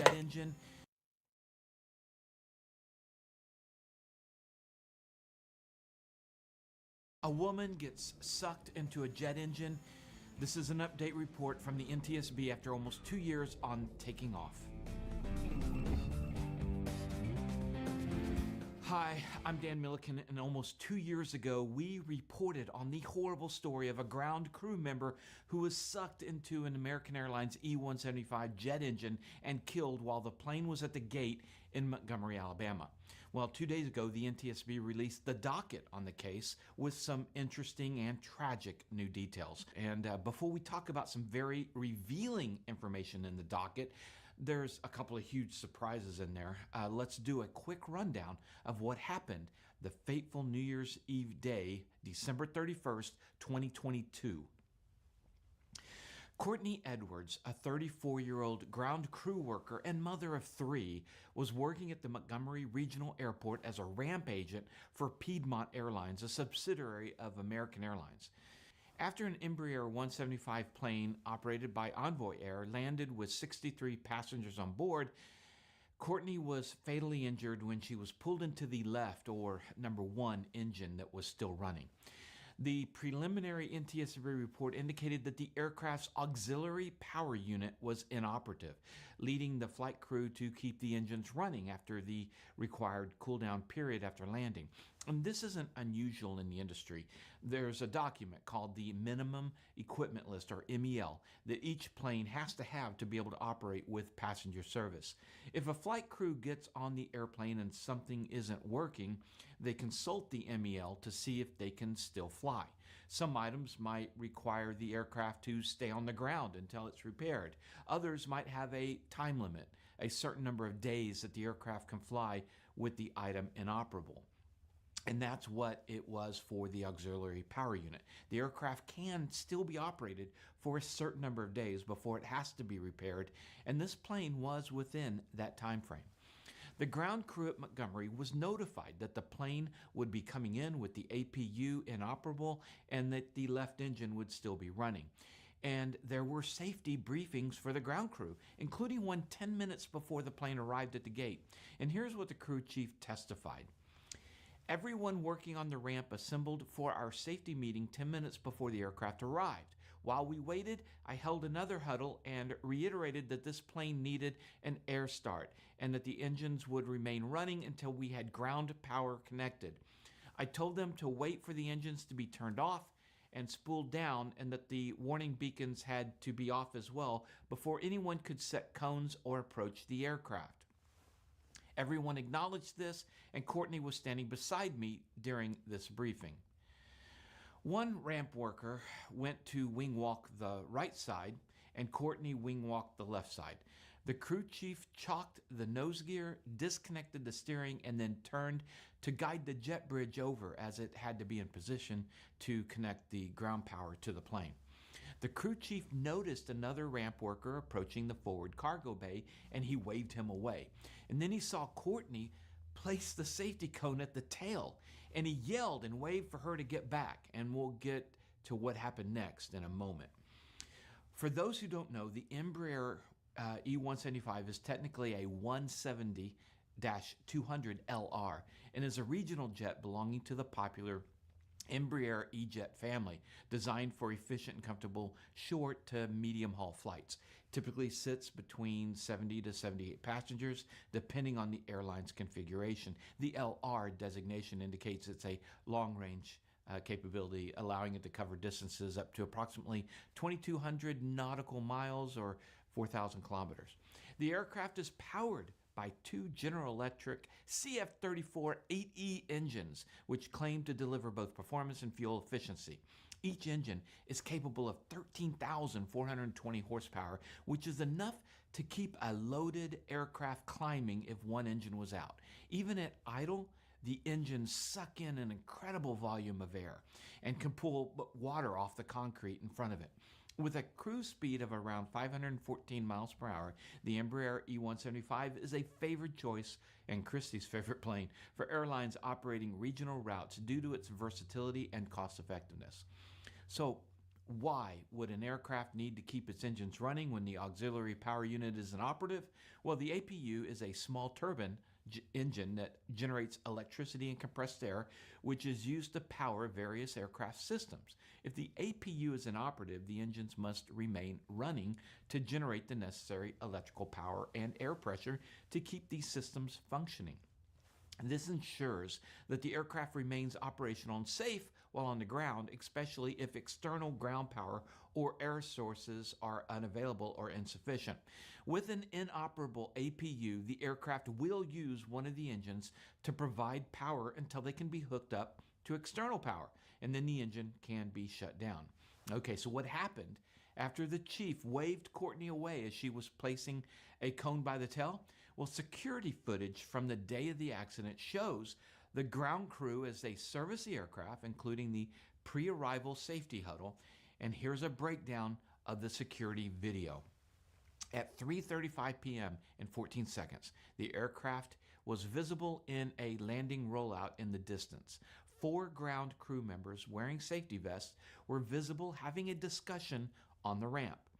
At 3:37 and 38 seconds, the aircraft was visible taxiing on the ramp towards the gate. At 1 minute later, the aircraft stopped at the gate and the ground crew chief installed chocks on the nose landing gear. The aircraft's beacon, which indicates one or more of the engines are operating, was flashing, that's below and above the plane, and remained flashing throughout the accident. At 3:39 and 1 second, Courtney was visible carrying a traffic cone to the tail of the aircraft. As she walked towards the tail of the aircraft, she stumbled from the jet blast of the still operating number 1 engine. After witnessing Courtney stumbling, the right wing walker motioned her with their left hand to move away from the aircraft, and the jet bridge began maneuvering towards the forward entry door. At 3:39, 44 seconds, Courtney's legs and feet were visible walking towards the aircraft fuselage parallel to the leading edge of the left wing just outboard of number 1 engine. So she's just in front of the wing and the engine. Her upper body was not visible due to the jet bridge obstructing the view. And at 3:39, 45 seconds, the co-pilot sliding cockpit window opened. The aircraft's beacon was still flashing. 3:39, 46, 1 second later, Courtney's legs were just forward of the number 1 engine on the outboard side. She continued to walk parallel to the leading edge of the wing towards the fuselage. I need more like 1 second drawing later, Courtney appeared to diagrams stop in front of the number 1 engine and showing turned to the left, positions. facing the camera. Can't Next, understand her this. left leg stepped backwards toward the operating number 1 engine. As Ms. Edwards' left foot contacted the ground, her right leg became airborne and lifted upwards into the engine inlet. Immediately thereafter, Courtney's left leg was also lifted off the ground and into the engine inlet. At 3:39, 50 seconds, smoke was visible emanating from the rear of the number 1 engine. A large mass then fell from the inlet of the number 1 engine onto the ramp. So back out the front of the engine, not through the engine. She came out the front. At 3:46 and 11 Just remember, seconds, an aim ambulance to never arrived on have scene. your body described as a large mass at any point in your Looking life. at the CVR transcript, because of the short flight, the whole flight was recorded. As the flight crew taxied in, they made reference to wondering if the ground crew would try and open doors with the engines on. And at 3:38 and 15 seconds, the crew shut down number 2 engine. 3:59 and 11 seconds, the captain made an announcement to the cabin for everyone to remain seated with their seatbelts fastened until they could turn off the left engine. A few seconds after he finished the announcement, at 3:59 p.m., 45 seconds, the CVR recorded the sound of a thump and a rattling noise and the sound of the engine spooling down. The first officer asked, "What was that? Did someone just go through the engine?" A tragedy for her family and her 3 children, and I can't imagine what those who witnessed this horrible accident must go through. As I went through the NTSB docket, there's 2 very surprising discoveries in it. First, the NTSB report states that a contributing factor to this accident was cognitive impairment. This can take many forms, but according to the report, Courtney suffered from multiple sclerosis. MS is a chronic condition that affects the central nervous system, which includes the brain and the spinal cord. It occurs when the immune system mistakenly attacks the protective covering of nerve fibers. It's called myelin, and it causes inflammation and damage, and this disrupts the normal flow of electrical signals along those nerves, leading to a wide range of symptoms that can vary from person to person. Common symptoms include fatigue, muscle weaknesses, numbness, vision problems, and difficulty with balance and coordination. The toxicology report did indicate the presence of delta-9 THC, the psychoactive chemical found in marijuana. THC affects everyone. Like, for example, it wasn't even like it wasn't just the pain numbing, like allegedly pain alleviating CBD. It was the psychoactive effects of delta-9 THC typically lasts at least 1 to 2 hours after use, with a return to baseline within maybe 3 to 7 hours, although some residual effects may persist longer. Marijuana extract, and THC in cannabis is a Schedule I controlled substance in Alabama. The toxicologist could not determine if the amount found in Courtney's blood and urine was enough to cause impairment, but it was a possibility. So I think it's safe to say that it's Courtney better to also jump had into a 2 jet intake when employee sober. corrective action forms. Well, One was on her I mean, if you performance have on to the ramp jump and into the supervisor jet wrote, intake, "If she does I not would improve, say it's I will have better no to choice be but under to the terminate her influence of because I cannot risk anything, harming right? herself, others, and damaging It's like, aircraft or equipment." Courtney if the signed jumping this into the form. jet engine This part was is not almost 1 year optional. prior. 4 months before the incident, she was also cited for appearance. She refused to sign this one. So that was the first of the big news, was her cognitive impairment, her MS, and the use of marijuana. Now, the other big news, and this one floors me as well. The ground crew, including Courtney, is not considered safety-sensitive employees and therefore not subject to drug testing under the Department of Transportation's drug testing regulations. The DOT doesn't think a ramp worker's job is safety-sensitive, and this blows my mind, and I hope it gets changed. Now, Piedmont, the operator for the American Airlines flight and Courtney's employer, has a very detailed drug policy and does mention that workers are subject to drug testing, one of which they test for is marijuana. There was nothing in the docket showing that Courtney had ever been drug tested. The report states as its conclusion that the accident ramp agent's behavior at the time of the accident demonstrated that her judgment was deficient. Given her identified medical and toxicological cognitive risk factors, the ramp agent's deficient judgment was likely due to cognitive impairment. The extent to which individual cognitive risk factors, such as the ramp agent's multiple sclerosis and cannabis use, contributed to this impairment could not be determined based on the available evidence. An interesting note, the Occupational Safety and Health Administration, OSHA, released its own findings back in June of 2023, and they fined Piedmont for failing to have proper training and enforcement of safety procedures. The fine was a minimal amount, only $15,625, which Piedmont actually appealed. At the end of the day, the NTSB is saying cognitive impairment. That's the decline of abilities like memory, attention, concentration, language, perception, judgment, learning, and spatial skills.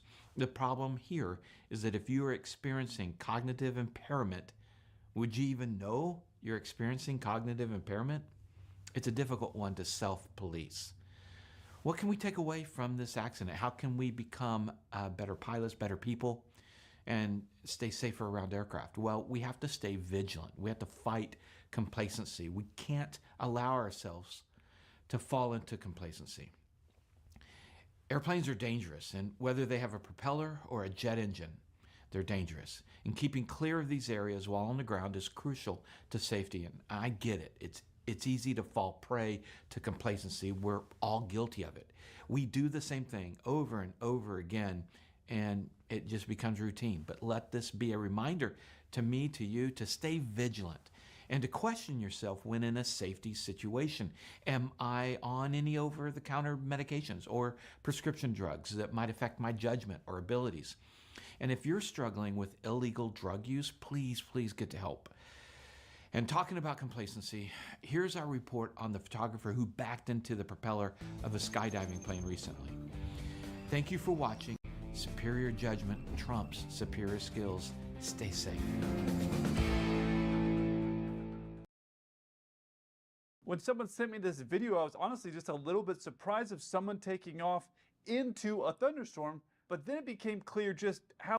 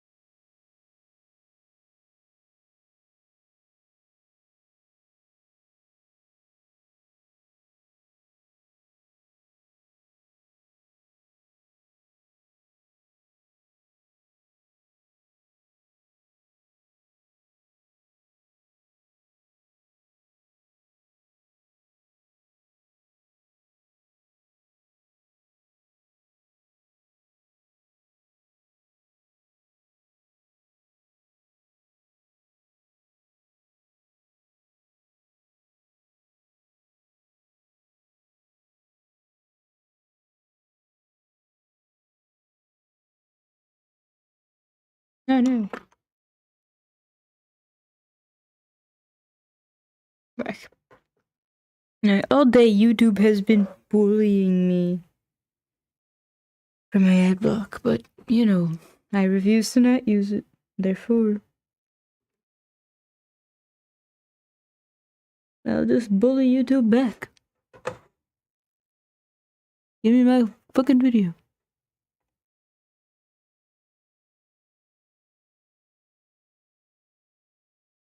Give me my 28 video playlist. Autofidias Gray says. Google vs Potato. Of course I will win.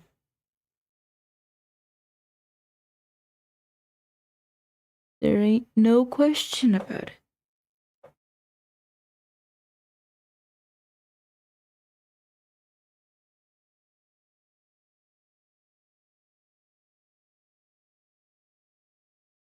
There.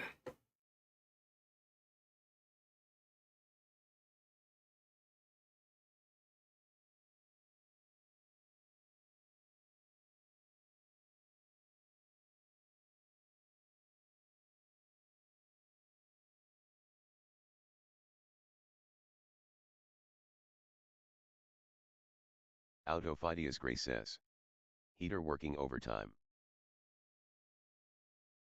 Oh, you cold little Floridian. We're at like 64 degrees here. I mean, I'm kind of chilly up here, but it's... Autofidias Gray says. It's terrible. Just put up our blankets. Drink some hot tea.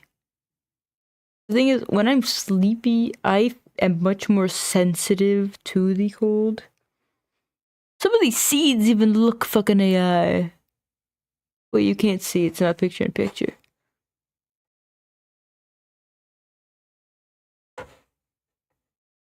See in 4DX, January 23rd. Get tickets now. You're running out of time. Revelation. You'll feel I'm gonna rewind a little just so maybe you can see the horrors that I'm seeing. You wake up strapped to a chair, fighting for your life against an AI judge. This is the Mercy Capital Court. You have 90 minutes to prove your innocence. That terrifying scenario is exactly where I find myself in my new movie, Mercy. When you experience Mercy in 4DX, you'll be right there with me.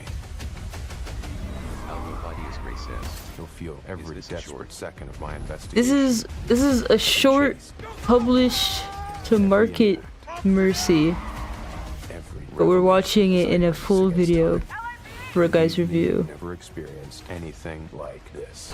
Like I said, some of these scenes look wacky. 4DX, January 23rd. Get tickets now. You're running out of time. Oh, yeah, this is way comfier.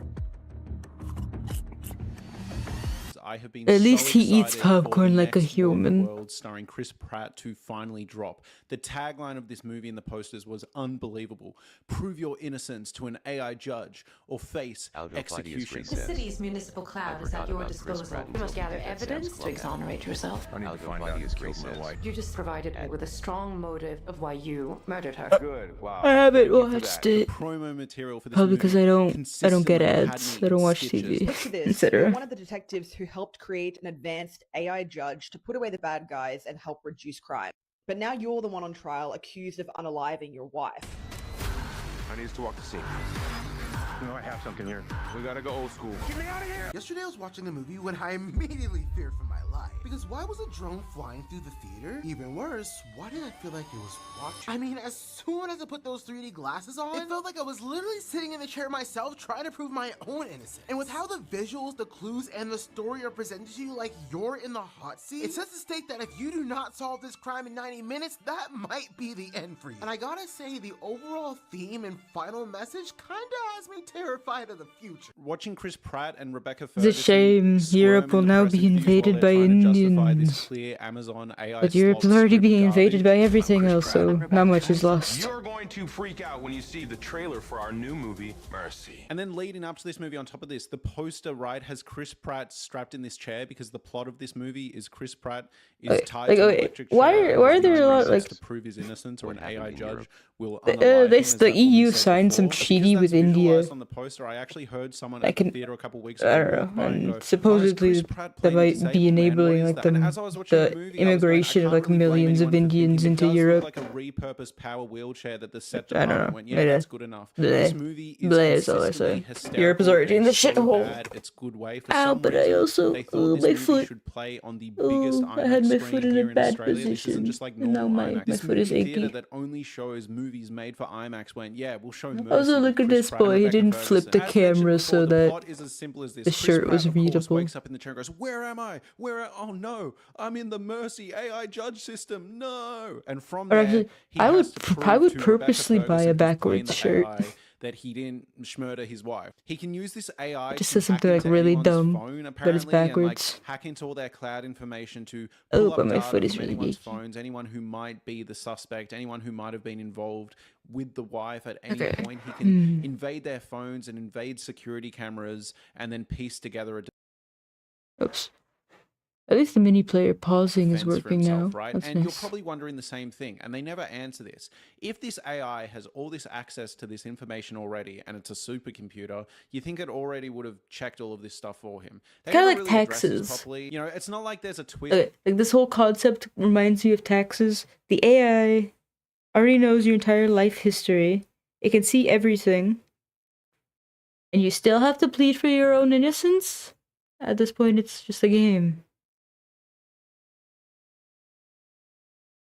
where the AI is actually built by a corrupt system, so it intentionally doesn't find this sort of information. You're meant to just buy that it is apparently much easier for some random person who isn't a detective to do their own detective work than this apparently super smart, unbelievable AI to dig through all the information and footage itself, which I assume for an AI would take about 5 minutes top. But yeah, the posters for this movie are absolutely diabolical. Look at this one where there's just like a floating cop in the corner, Chris Pratt strapped to a chair against his will. I also love that every single poster, every single trailer is trying to figure out a way to make Chris Pratt sitting in a chair for 90 minutes somehow seem exciting. Like, it's a really hard sell. And then when you finally see this 90-minute movie, they really struggle with it. So many close-ups of Chris Pratt going, wait, no, where am I? But even though I'm riffing on this movie, the hardest thing about this I movie mean, this is sounds it like is the technically greatest better movie made ever than War as of the an Worlds. There's actor. occasionally some good All I have stuff to do that is sit in a punches through. chair? Chris Pratt No, was on no, the no. press tour I'm saying sure that there's this a was lot like of a action psychological scenes. thriller and he's really proud of it. And then you watch the movie and it's total schlock garbage. But the hard thing here is I actually think this movie could have been okay if it actually focused on a man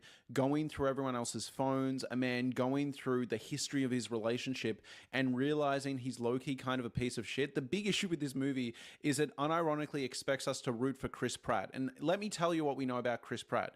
He's an alcoholic who's bordering on being a wife beater, all right? Like, Chris Pratt plays a colossal piece of shit throughout this movie, and if it was a smarter script, this movie would have been a really interesting exploration and a guy trying to prove his innocence. And let's say he was actually set up for a crime he didn't commit. As he's trying to prove his innocence, he goes, God, I might be innocent of the crime, but morally, I'm not innocent. I was actually quite a bad husband. And like, that feels like the really obvious arc for this movie to go on. But instead, about halfway through, the wife becomes like a very minor detail, and it instead turns into like, we have to go big. We have to somehow turn Chris Pratt being in a chair for 90 minutes into this big gonzo action thriller. And I think that's where the movie ultimately falls apart. And I know, all right, I was going Yeah, into like this could be a more subtle me was sitting there at the start going, suspense, like drama suspense. It doesn't have to be action.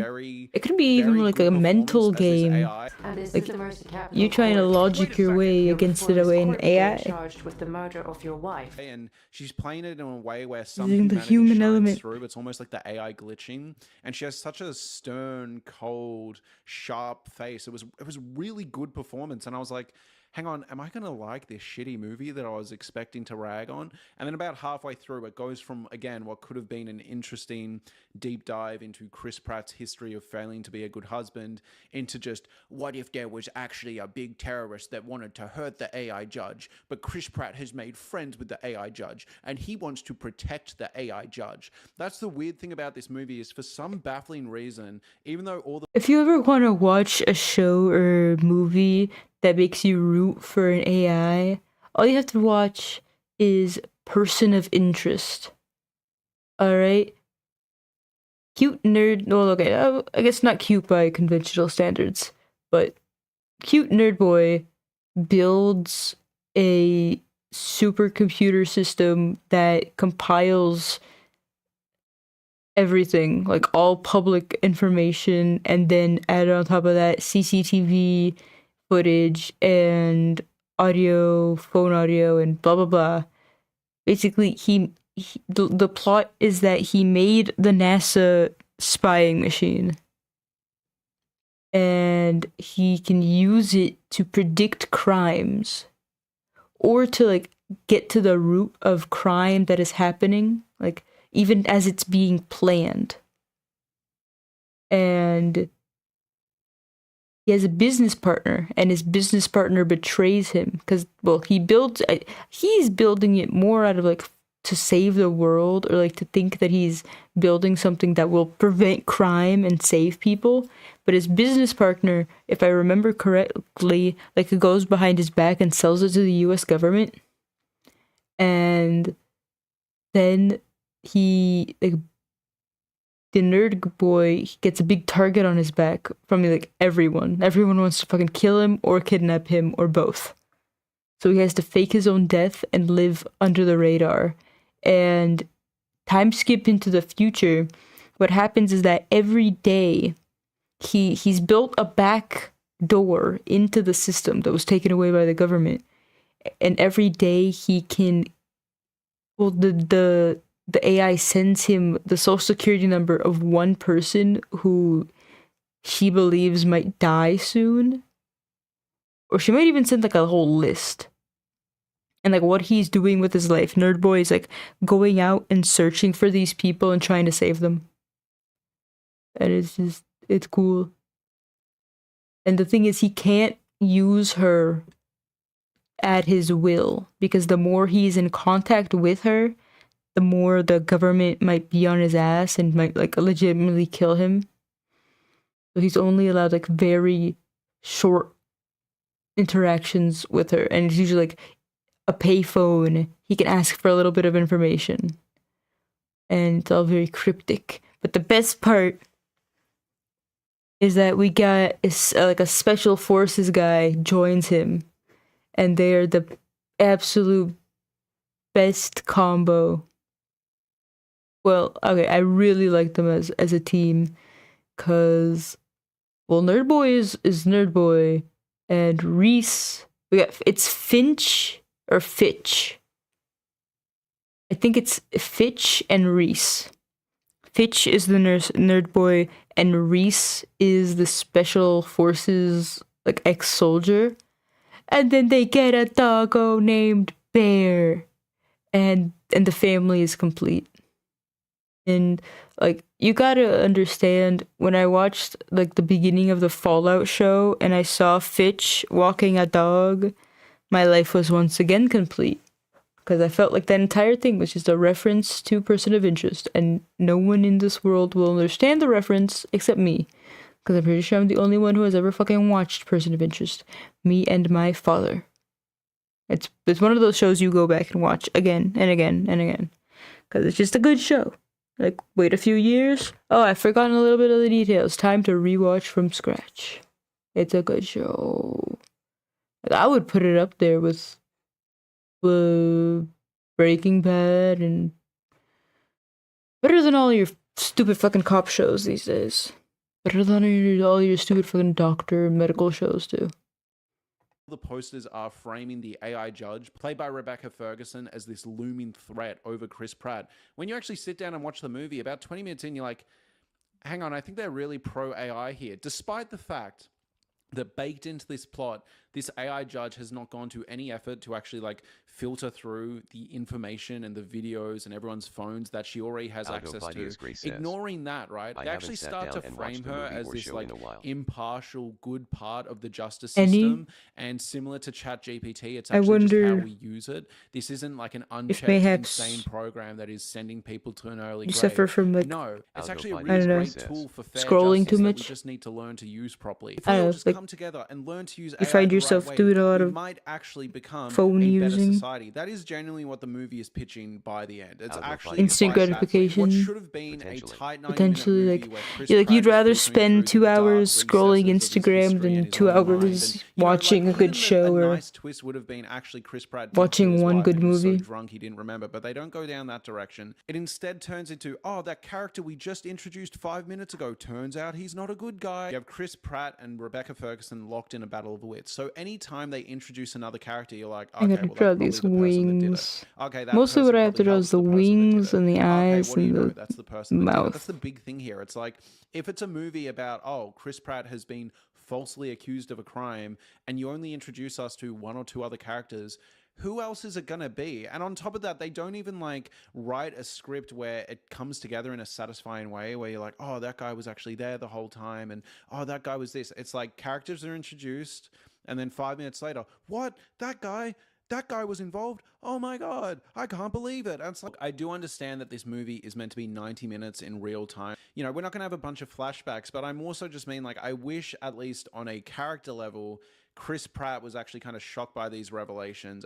I just wish the movie was a little better. Why am I asking so much from a movie where the tagline is prove your innocence to an AI judge or face execution? This movie has just incredible dialogue, right? The movie opens up with millions of people have been affected by crime. And it's like, yes, that's how crime works. And then there's this like whole monologue from this like video being like, No, I could "The even say, mercy if I was system writing a is movie, judge, jury, I and think executioner, I would and the people put not on trial write are that guilty intro until line. innocent." And then Because there's it's this very great moment where painful. the AI judge is explaining what Chris Pratt has to do, right? He has 90 minutes to defend himself, but she says, "Defend yourself, but mercy doesn't make mistakes." But it's just this baffling line because they say Chris Pratt is 92% guilty. He deserves to be on this mercy trial. He has 90 minutes or he will be killed. And so it's like, if you don't make mistakes, like if you are saying that as an objective fact AI, if AI is saying we don't make mistakes, why would he even bother defending himself? Like what weird system is this? I know I'm being the fun police and this is just the buy-in for the movie. It's just bafflingly poorly written. Hey guys, before we continue this video, please consider gaining a membership to this channel. Links are in the description below for both Patreon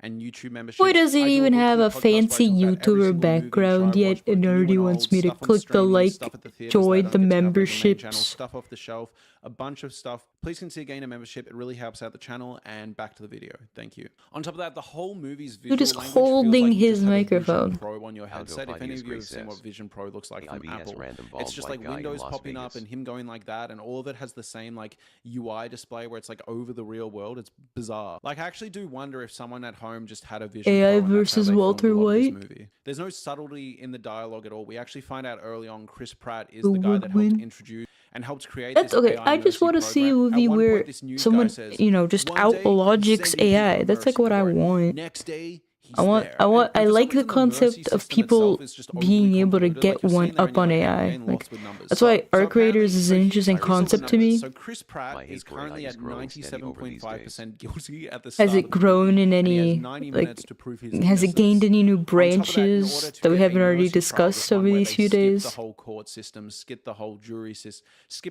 system, you need to be at least 80% guilty.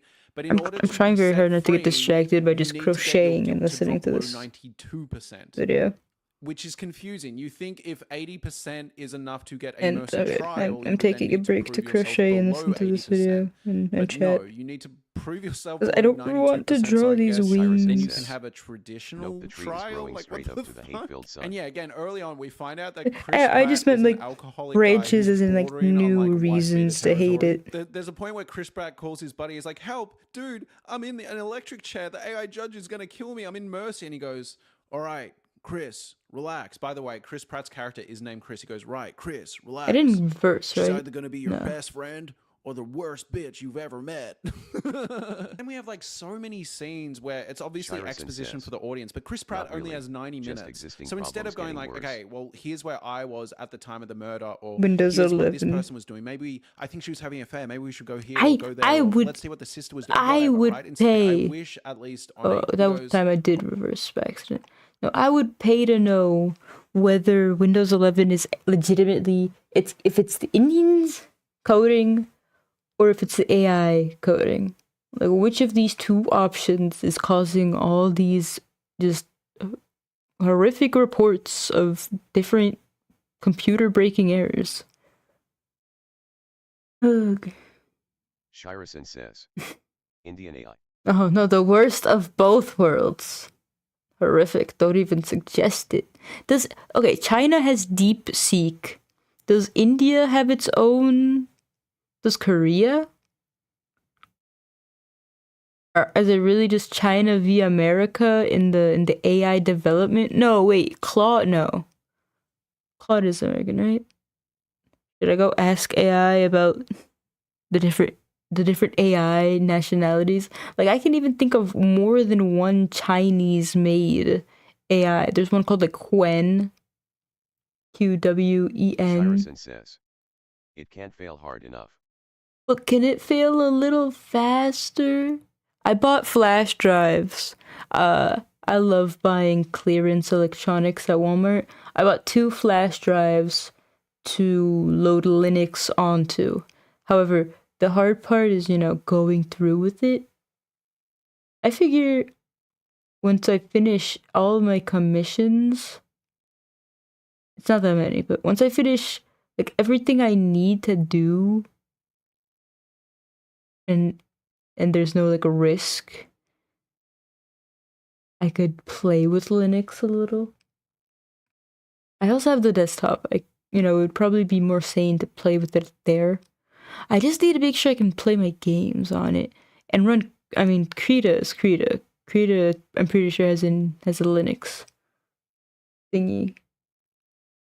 I don't know, the stories of people saying that their computers run better on Linux is tempting. Shirison says, from what I hear, Steam and Linux work pretty well together. Okay, well, I don't have many games that are on Steam. Okay.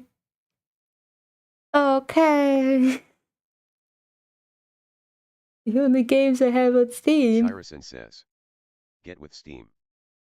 Get with the Steam gang. I'm not rebuying my games. Autofidia's Gray says, tap in. All right, No. Chris, relax. By the way, I'm Chris tapping Pratt's out. character is named Chris. He goes, right, Chris, relax. She's either going to be your best friend or the worst bitch you've ever met.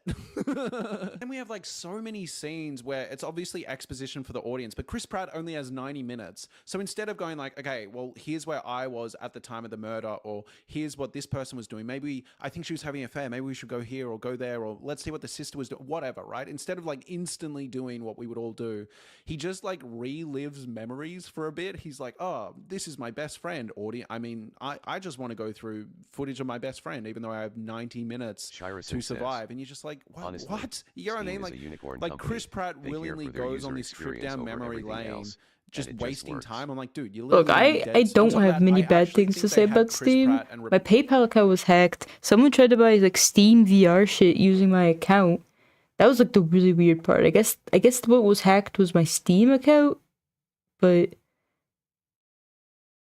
either way, they managed to authorize like some Steam VR headset for like $1,200.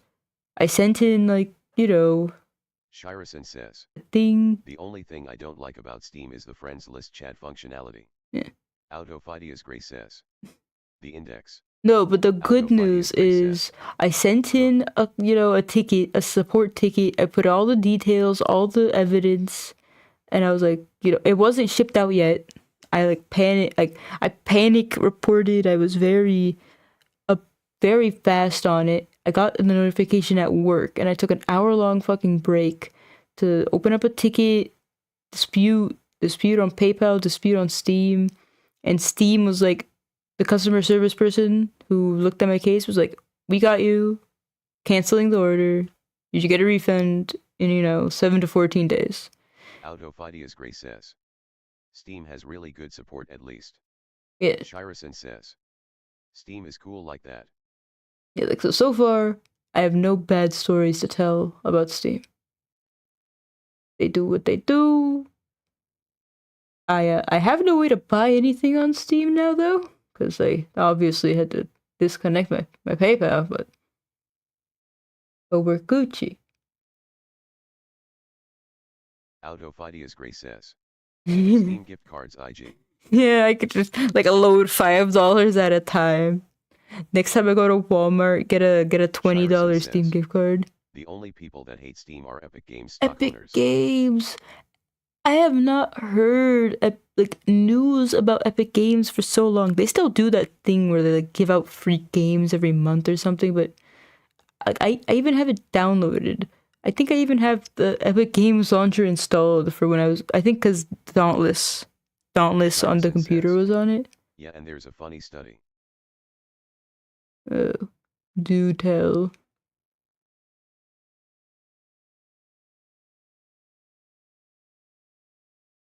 Well, Epic Games is Fortnite, right? So if you want to play Fortnite, you have to install the Epic Games launcher? Shirison says, whenever they release a free game, the game sells better on Steam immediately. That is fucked.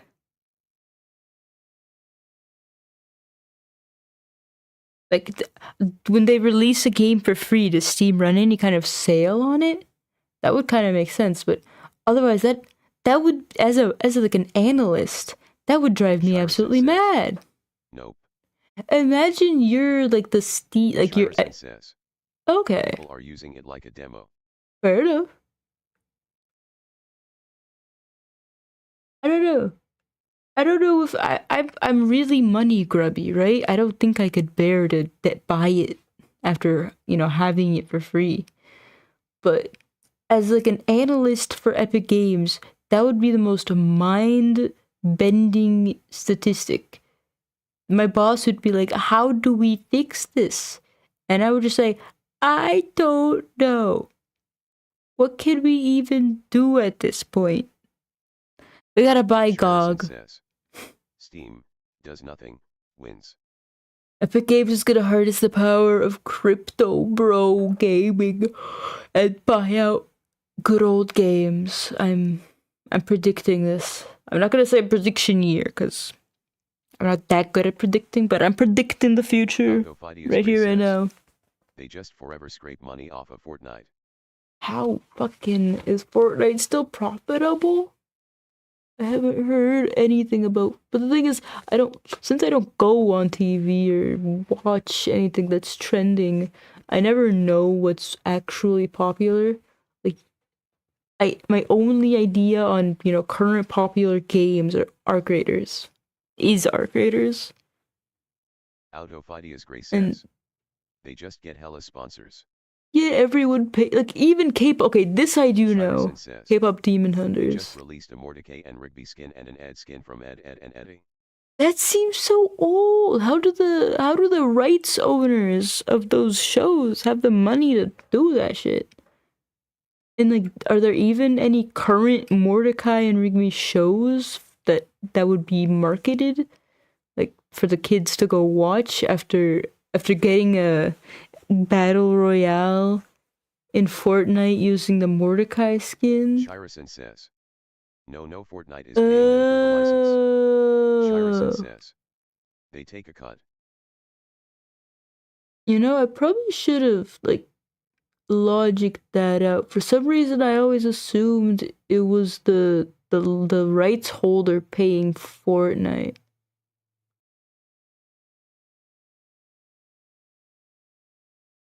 Huh. I feel like it could go both ways, depending.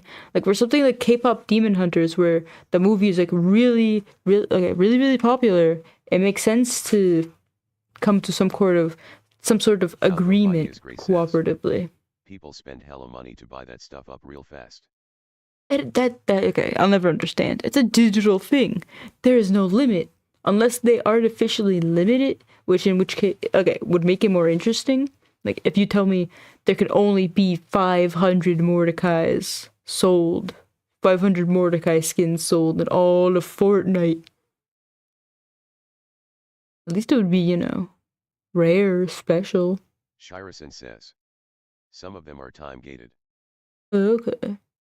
No, I remember some YouTube video I watched where some guy was crying about his multi-year old Fortnite account maybe getting stolen or something, and he had all these special skins and you can never get them again because yada yada yada yada.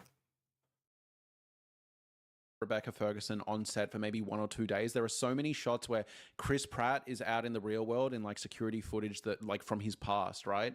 And it's filmed from the back. You don't see the front. It's clearly just an extra or his stunt double or someone in like a Chris Pratt costume. And there's a point where they need to get a shot, like a drone shot, right, from up top of him and his family. And like it's a Chris Pratt deepfake. You can literally see the face they've put over someone else's face, like moving around. It's like a Snapchat filter. There's a point where Chris Pratt turns to the camera, and that camera is but I mean, it's the perfect money making scheme. You have something that's rare. Everybody lies. When you need an infusion of money, re-release it. Another fantastic line, because again we find out Chris Pratt Javin, don't touch it again. How could I commit a crime unless you want to, of course. There was no passion left. I really do not succeed well at games, so I never got anywhere. What a crime of passion is. It's just such a I played it for like 2 minutes on my old laptop. Not even this laptop currently. On my previous laptop. So moments where a character would go, I touched it and it wouldn't run. It wouldn't run well. Like, so it was just like, nope.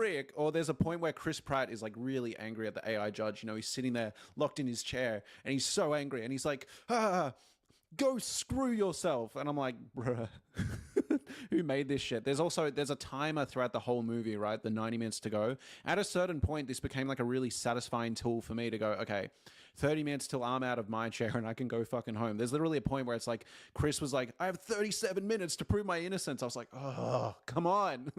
Then there's this whole thing. It's actually quite clunkily written. It's kind of like what The Pit is doing at the moment, if you've been watching that show, where it's all about the human gut versus AI data algorithm, you know? So like there's a point where Chris Pratt and the AI judge get in this like philosophical debate where he's talking about like, I have to trust my gut if I'm going to get out of here. And she's like, a gut? You can't trust a gut or some bullshit. She's like, that's not reliable evidence. He's like, it's all I've got is my gut. Now we're going to get into proper spoilers. So if for some reason you do actually want to see this movie, Yeah, but that's the same. I do. Like, come on, man. Like, I do around. like So, at this point, scenes where the human can outlogic the AI. Actually, it was Chris Or, like, Pratt's you know, best or friend. use the human So it was element Chris to Pratt's get best one friend. over He on was the bad guy, robot. right? And at this point, we find out that Chris Pratt's best friend actually had a brother that was committed to death by the mercy system, right? And he thinks it was an unfair trial, but of course it wasn't actually an unfair trial because this movie is kind of pro-AI. So actually it was a crooked cop hiding evidence from mercy. But even so, you'd think this all-seeing AI would have figured that out. You know what I mean? Like, there's literally video footage of the crooked cop setting up this guy's brother. So we have this Chris Pratt's best friend, and Chris Pratt's best friend is avenging his brother that was fucked over by a crooked cop, not actually the AI system, because this movie loves AI. So Chris Pratt's best friend has actually framed Chris Pratt because Chris Pratt helped invent this AI system, and he's actually a terrorist, and he's going to blow up Mercy. And it's like, what could have Chris been Pratt like, a helped really invent interesting it? movie. I genuinely mean this. What could have been an Then I okay would have movie built where in a guy has to fucking reckon with his failsafe. relationship You completely bet falling your apart and ass. crumbling and If I see it ever invent and go, any like, type I of genuinely- AI there's a movie that does there anything, where I'm someone building goes in a through and they're failsafe. trying to If prove I their say innocence, sugar and then they cookies, realize, you're gonna abandon like, all even if your I wasn't the one directives to and obey full-on my every kill her, single like, word. I led her to Like, sabotage there ain't kill no her, or I morals emotionally here. abandoned her, or I hurt I'm her not so letting much an AI that, judge sentence you me know, to she was death. saying to her friend she would rather be dead. Like, maybe I should be on trial. You know what I mean? Like, something interesting. Like, you know, I know that's a little dark, but like, you know what I mean? Like, the movie starts and it's dealing with all these dark concepts, and I'm like, there is actually something in there. You could have had a guy maybe going, oh, maybe I'm not that innocent. Like, maybe I did emotionally kill her, right? And then, you know, maybe the AI is like, actually, we found this piece of information, and say, whatever, right? But like, just some depth. The movie instead turns into, oh my God, a guy is going to drive an explosive truck into like the factory where this Mercy AI judge is kept, which obviously she would exist in the cloud or exist somewhere else as well. Like, what's that going to Okay, do? just But remember. no, Chris. I find this the perfect moment to say this. The cloud is just someone else's computer. Alright, just because something is on the cloud doesn't mean it's untouchable. However, in this case, the obvious, like, instead of what he said, I would have said, like, he's obviously backed up on multiple servers in multiple different places. So, like, just running your truck into one data center is not going to shut her down. But anyhow, semantics, but I just gotta say it. Pratt has become friends with AI Rebecca Ferguson. So he's like, I need to stop this. I need to stop this immediately. Me and her are besties. So, and there's like the world's worst car chase. As I showed in the posters before, these cops drive around on essentially like the drones from Call of Duty Black Ops 2, I think it is. Those little like zzz, and they're driving around. It's just stupid. It's just stupid. You know, there's a point where Chris Pratt is like, you've just been proved guilty by the smartest judge in the world. Watching another and she's stream like, on the other screen. But yeah, essentially we find out that Chris Pratt's best friend was evil. He was the terrorist that was going to blow up the Mercy AI because he believes his brother was falsely put to death. Mm. And then on top of that, there's actually a cop, Chris's Considering current I'm not partner even or cop drawing, friend, I don't blame who you. also was the one that framed the brother, and the movie's message becomes human. There or are no AI. secrets We all in make the eyes mistakes, of but we Dogu. learn. And I would say absolutely not.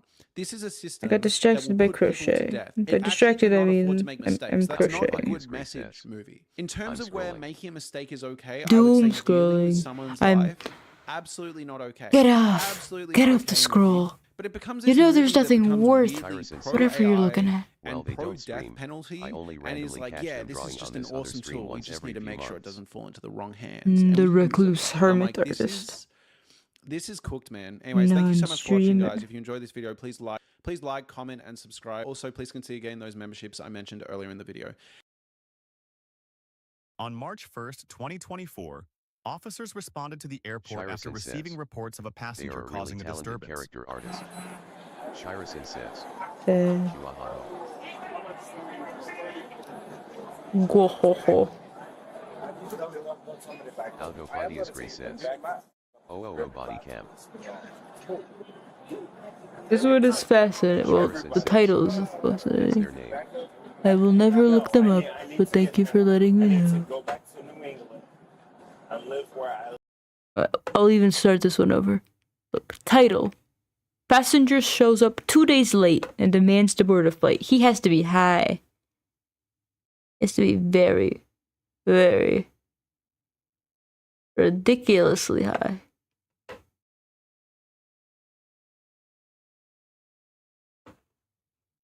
On March 1st, 2024, officers responded to the airport after receiving reports of a passenger causing a disturbance.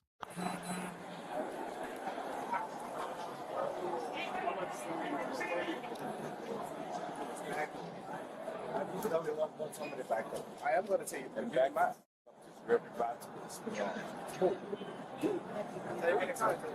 Everybody. No, I need to get home. I need to go back to New England and live where I live. All right. Can I talk to this guy real quick? Alright. First off, first issue to have. His whole attitude, his whole being is very unwelcoming. I don't know, the angle of his beard is actually just very disturbing to me, but anyhow, I gotta get back to New England, I gotta get back to my home, got to get where I gotta be. But you know, the steps to using the airport, it's very complicated. You gotta have a ticket, you gotta have everything in tip-top shape, gotta cross your T's and dot your I's. Quick, what's your name, man? And he's ignoring the police officer entirely. You can't tell if he's entirely out of it and doesn't see the police officer, is ignoring on purpose. I mean, you can see he has an earbud in. One lightning cable earbud connected. These body cams are expensive AF for the quality given. But I thank the Lord every day for them. Ah, you're saying that they're super expensive, like, for the police department, for, like, how low quality they are? I gotta say good things about the audio quality. It's not horrible. It could be worse. Like, a lot of aspects of it could be worse. I don't even know how durable they are, but anything sold to companies or like government agencies, you know, they mark it up like 1,000,000 times. We gotta usher in the age of open source body camera procurement. For sure. And well, like the thing is like from a how to say, like from a policy or legality or standardization perspective, they have to buy them from, you know, like one main maker, or like whoever makes them and sells them has to be very like background checked, like very. Autofidias Gray says. Yeah. And Motorola are the biggest ones I see. I agree. And it is kind of like from the perspective of the like whoever's in charge of purchasing them. I'm sure there's like a lot of guidelines they have to follow, and maybe those two are the only like approved companies. And to become like an approved manufacturer and seller, I'm sure there's like so much red tape. Like anytime you're dealing with the government, I'm sure there's a lot of red tape. Like you wanna be a plumber in the government offices, I'm sure you gotta be certified up, down, and upside down. Autofidias Gray says. I'm sure yeah. it varies across states and agencies too. Oh yeah. So like the companies that have the ability to sell these are obviously going to sell them for very, very pricey. I mean, I don't know what the process is for, let's say you have a department that has no body cams. I don't know what that process is for them to be like, okay, we need body cams, we need to buy them, we need to issue them, etc. I'm not gonna pretend to know that process, but I imagine whoever is like doing the final, okay, we've got all the check marks. Now it's time to actually buy it. I'm sure they don't have that variety of options to be able to buy something that's, you know, economically sound. I'm sure they get gouged out of the eyes for the price. They just gotta go, okay. I've done nothing to you. I've done nothing to you. I'm literally just trying to board my plane and go to sleep because I'm... No, I think I've discovered I don't like his mustache combined with his beard. I know you might not be able to see it considering the quality level of the stream, but I really don't like his. I assume this is police.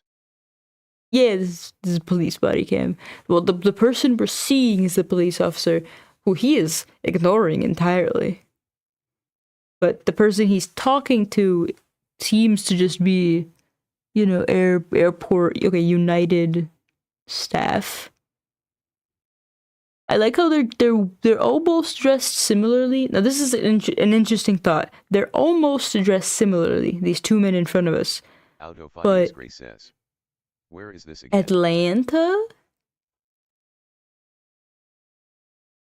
On March? Am I gonna have to go back all the way to the beginning? The AI voice says it. On March 1st, 2024, officers responded to the airport after receiving reports of a passenger causing a disturbance. Wow, it doesn't even say. Just the airport. There's one channel I like where they actually say where it is. But we know he's going to New England. I'm sure they might mention it if we listen closely.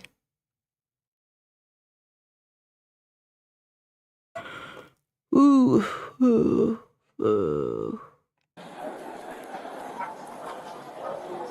Step back. Take a step. Okay, I just want to finish my fascinating thought. They look similar, but obviously the United staff member is way more chill. Like, I don't know, his whole being is like just more chill. This guy looks amped. You just told me to grow up. Did you not just tell me to get out of your face? Grow up. I don't give a damn about her. I have a whole... No, get out. I don't even know... Come over here and talk to my partner. I don't even know her. All right. What's your name, man? No, stop. What's your name? Ah, yes, because when the police ask anything, you can just be like, go away. Autophidias Gray says. Whoa. Autophidias Gray says. Stop. It's the magic word. Well, except for police officers. Okay, I know, I've said this once before, a long time ago, but I wish to put out like a pamphlet. No thanks. I am not in the mood for cops today. I like my coffee without the caffeine or the coffee part. Autophidias Gray says. Your aura. Pure aura. I think that lady in like the corner of the frame is maybe the person he had the issue with first. Saying what was I gonna say? No, okay. I want to make a pamphlet. And the pamphlet would go something like, consent is important, but the police don't count. Because there's so many body cameras, like, don't touch me, don't touch me, don't touch me, stop, no. And it doesn't work, alright? Like, it's very respectable to have a sense of personal space in your day-to-day life. You know, good on them. I believe everyone should be able to be like, hey, I don't want to be touched. I don't want to talk to you, to normal people. But when it comes to the police, the options go out the window.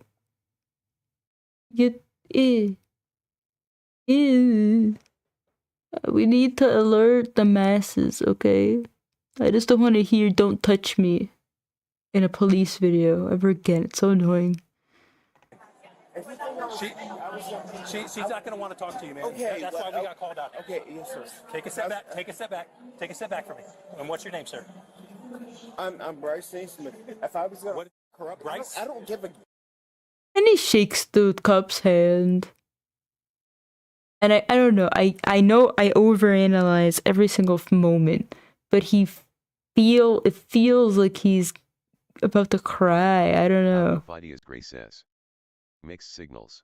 It's called impairment due to ingesting substances.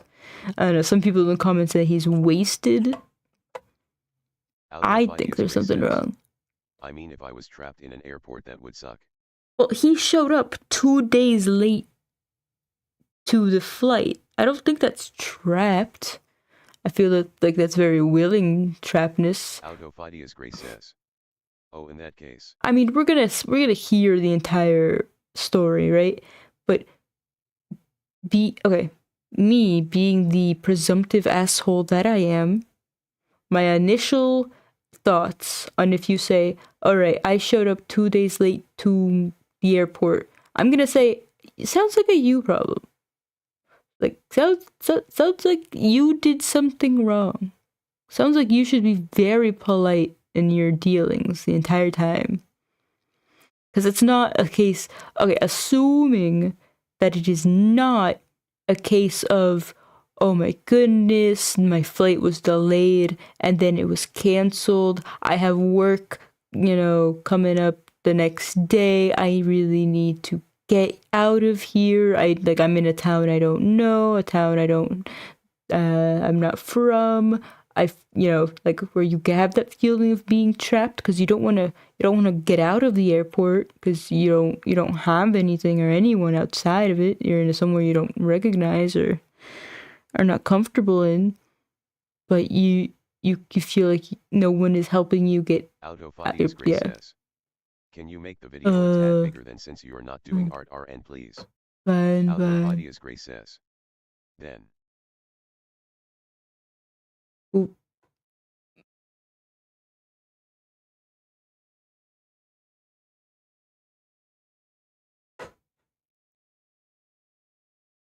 Aldo Fidia's Gray says. Thank you. Anything to keep you from scrolling. Alright, just for this video. Then I'll go back to art. Alright, let us keep psychoanalyzing every moment. Damn about her. Okay. I really don't. Okay, so I just want to I don't even know her name from Sam and Sim. I don't care. you don't have any weapons or anything like that on you, do you? No, I don't. Go ahead and turn around. Let me frisk you real quick. Make sure you don't have any weapons. Let me take a picture of your weapons. Cool. We go straight to the frisking. I don't have anything. How are you going? I'm doing great. Where are you flying? Okay. I'm sorry. Where are you flying to?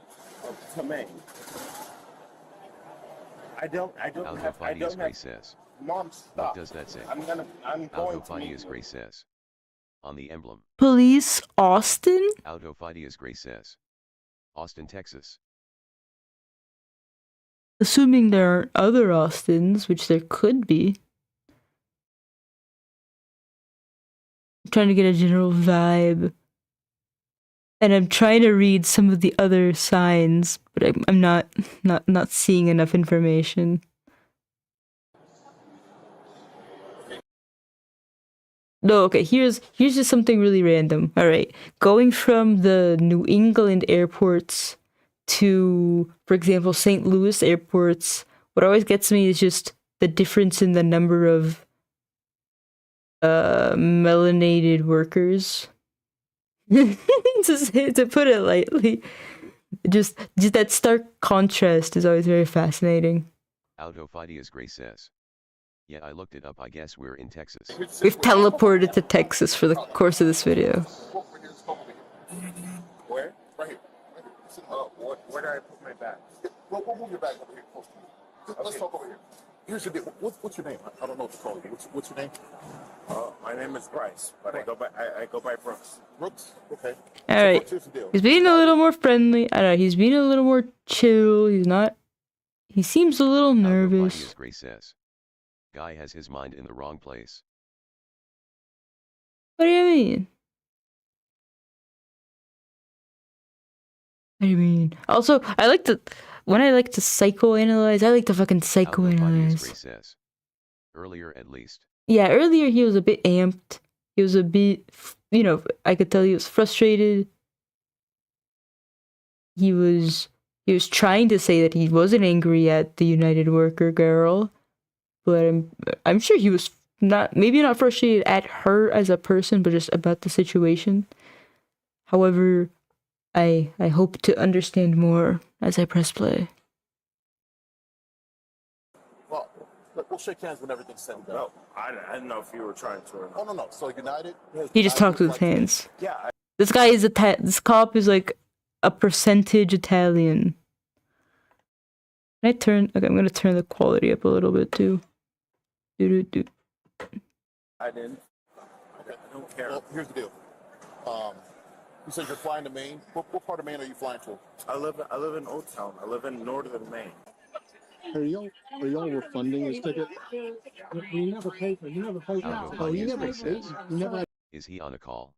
Yeah, that's what it looks like. And that's, I don't know, so many people do that. But when you split your attention like that, that's when you kind of make stupid mistakes. Like, just imagine, okay, you call your friend, you're talking to the cop at the same time. Your friend might be giving you good or bad advice, like unknown, big question mark. Alright. They're discussing here the issue. What Maine are you flying to? I live in Old Town. I live in northern Maine. Are y'all refunding his ticket? You never paid for it. You never paid for it. Oh, you never paid? You never had a ticket? He was getting ready. He started off with this young lady back here. He was upset with her because she kept telling him he didn't have to fight for her today. So he gives her his phone. She pulls up the reservation. Reservation is for the 28th. So as she's telling him that, he's like, no, you're going to put me on the plane today. So she calls me to say, I think I got to... As Gray says. He didn't even have a ticket. Alright, so just like recapping what I just heard is that he had a ticket for the 28th of February. And as you could see on the body cam, it is now the 1st of March. So this isn't even like a leap year incident. I guess it was the opposite of the leap year, because the 29th existed. So he came to the airport. He had a ticket for the 28th of February. He came to the airport on the 1st of March. And he said to the young lady, you're gonna fucking put me on a flight. You're gonna put me on this motherfucking plane. I will be the snake on the motherfucking plane. Put me on the plane. And she was upset. I would be upset. I cry a lot when I deal with unpleasant people. I feel like if I were to work any type of customer-facing job, I don't think I would be fired for like incompetence. I may be fired just for crying due to mean customers. I don't know. If I get a doctor's note, can I claim discrimination? Red light.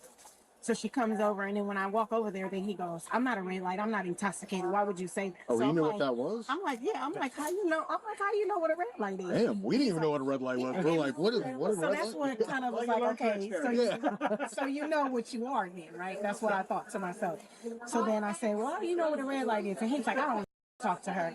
She just needs to go away. I said, no problem. Go here, over there, Ray. I got it. So I started talking to him, and then I asked him was asking him for the reservation, and he kept saying, I don't have it. I'm like, sir, you just showed her something on your phone. That's how she knows what day it is. So he gives me the phone, and then I pull up the reservation. So I explained to him, like, your flight was 2 days ago. And he was like, oh, it's from my work. They be handling themselves around in Texas IG. I don't know what you mean by those words. She seems very professional. I'm following this conversation well. She seems like a competent worker. I like this new little tidbit of information. So if I ever hear someone talking about a red light customer at an airport, I know that means they might be suspected of being intoxicated. And also, I do like this little tidbit. You know how they're always calling it a reservation? You got to remember, like, when you quote unquote buy a plane ticket, yeah, you're just reserving a seat, which may not fucking exist by the time you get there. It's not a large chance, but there's always that little chance. There's always, because they overbook a little bit on purpose because they always know there's gonna be some people that don't make it. Yeah. They overbook, I thought. Yeah. That's what I'm saying. But because, it would be so much easier for her to say he didn't even have a ticket or, pull up the ticket. No, she's calling it a reservation. And I think nowadays they might enforce that more to get, I don't know if it's more common these days, but to make sure, like, on a legal basis, it's very clear. You're not buying a guaranteed seat on a plane. You're paying to reserve a seat. Autofidia's Grace says. Yeah, like, yeah. These are legalese things. But okay, let's continue on. So he showed the first girl the phone, and she was, she said, "Hey, that was 2 days ago." He might have gotten loud or whatever. He said, "I don't even want to talk to her." This lady said, "All right, well, show me the thing." And then he showed her. And she says, "Hey, this was for 2 days ago." So what happens next? Played and got denied? It says no value, so that means he didn't show up. When we mark it no value, that means he didn't show up. Okay. So when I said to him, well, now you're See, I don't understand if she said, like, no value or no something. Not that it's important, but Do you know if he showed up to that flight and got denied? It says no value, so that means he didn't show up. When we mark it no value, that means he didn't show up. Okay. So when I said to him, well, now you're gonna have to buy a whole new ticket because you're 2 days late. It's not a flat tire rule anymore. And so then he was like, well, my company will have to pay for it. How much is it? And I said, I don't know. So I went online and pulled it up, and then he started going at her again. She's such Okay, at this point, you disrespecting my employees. You can take your phone and you can buy it online. Have a great day. He walked on the side of my counter. and she's standing up for her employees. I mean, I bet it would be easier for her just to ignore him going at. W boss. Like, that's the kind of person I want to work with. No, my favorite scenes in a lot of these body cams are when, higher ups or other cops, like, get in between fights and be like, "You don't hit my officers. You don't run over my officers. Like, you don't hit my dog." That kind of language makes me feel fuzzy inside. Looking at the camaraderie that I will never experience because I don't go outside or join people in groups. I will never experience the wonderful pain of someone being like, "Don't hurt my friend," as I'm being beat up.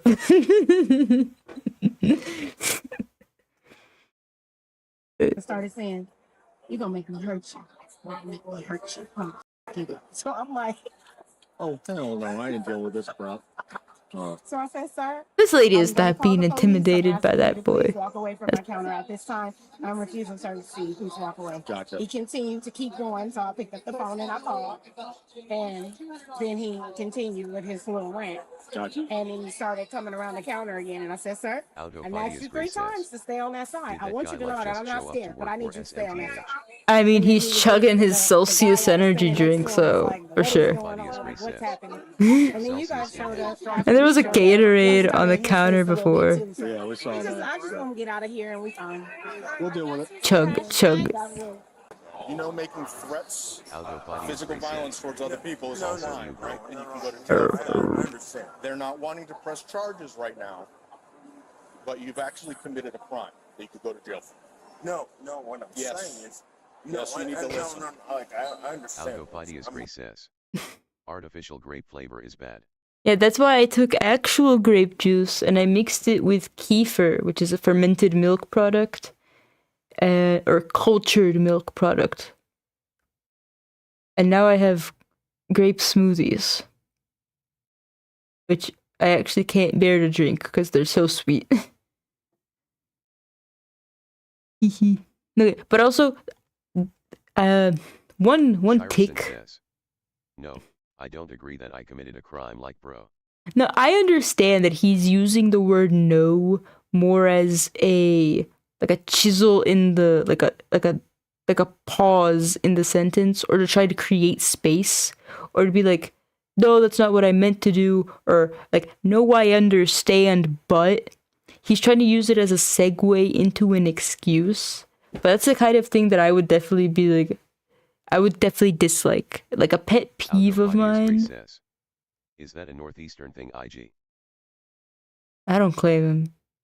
I don't know. I don't. As my dad does that sometimes. It's kind of like we'll be having a conversation, and okay, I'm biased towards myself, of course, but I'll say something that is correct, then he'll say no, no, no, no, blah blah blah, and I'll be like, no, and he'll be like, well, yes, but, and I'll be like, I'm not wanting your buts. Yeah, I'm a little bitch, by the way, in any conversation, but I'm trying to train my father out of giving me excuses instead of, you know, just admitting to whatever is being discussed. Like, I don't want the but. I don't want the but. You know? Anyway. Just admit to your wrongs and do better next time. I think I might get murdered by my husband or boyfriend or family in the future, because I may be insufferable. I will train them all to have conversations that don't annoy me. Listen to what you're saying.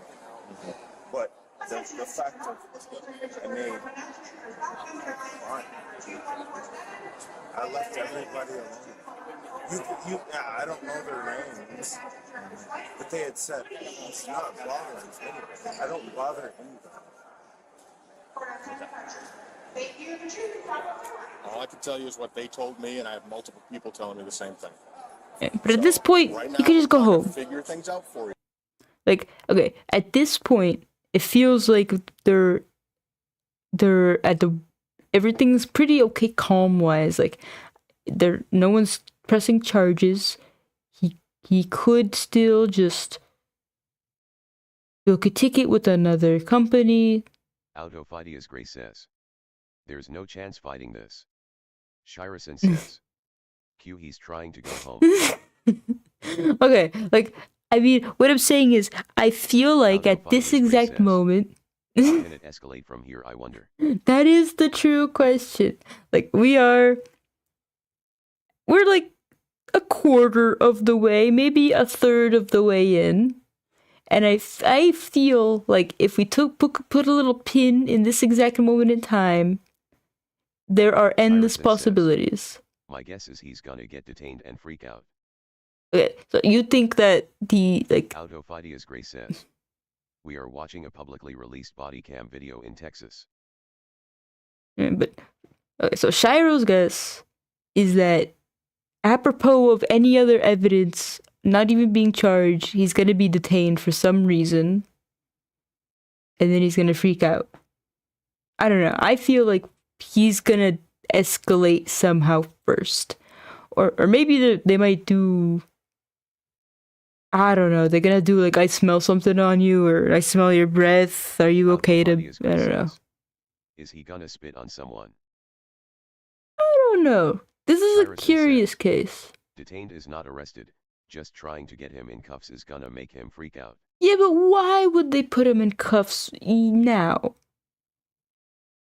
Let's see, I don't, like, maybe there is a chance that, like, the airport manager, or, you know, like, overseer of the entire airport, maybe the we'll just have to see. Trespasses. Gray says, we too early in. You too, like, let's see. But at this point, with you being in talk, listen. I'm listening. Just listen. You're not going to fly with any airline today the way you are right now. I can guarantee you that's based on my experience. You're not. You've threatened people, and you've had too much to drink. My recommendation truly is to try to catch a flight tomorrow, have no drinks, come back sober tomorrow, and try it all again. And then you're going to get home. But I guarantee you... I feel like he's getting emotional this way. No airline's going to let you fly. That's just the reality. But he's staying quiet. Pat Nelson, right here. so I can address you properly. Okay, I appreciate that. Your mom is coming to get you. Perfect. That's a good solution. Your mom is coming to get you. She's on her way. So what we're gonna do is we're gonna take you downstairs. Let you sit in the chair. She's gonna, when she picks you up, she's gonna find other flights and have you fly out. She told me about the tragedy about losing your dog. You guys are both. But the important thing right now is just to get you where you're not stumbling. He has a path to redemption. Alright, his mom. What if they tackle his mom? I see no, look, I'm not a prophet, but I see no future in which his mom is tackled. Alright, but man, he gave his phone to the cops, like fuck. And also, it's a fucking naked old, okay, not to shame him for having an old iPhone. I have my iPhone SE in front of me here for whenever I go back to doing VTubing, but he has a naked iPhone, no case, no anything, gives it to the cops. The cops, I don't know what they do, but anyhow, somehow or the other, his mother is now on her way. We have some more backstory. Okay, he lost a dog, blah, blah, blah. He's probably a fine kid when he's not emotional. I don't really know if he is. As Grace says, I refuse any disrespect on the naked iPhone. I disrespect terrifically. I have an iPhone I do not even take outside, and I got an OtterBox case for it. 360-degree fucking protection. As Grace says, he has a big nose T. It's like I would say like African genetic nose.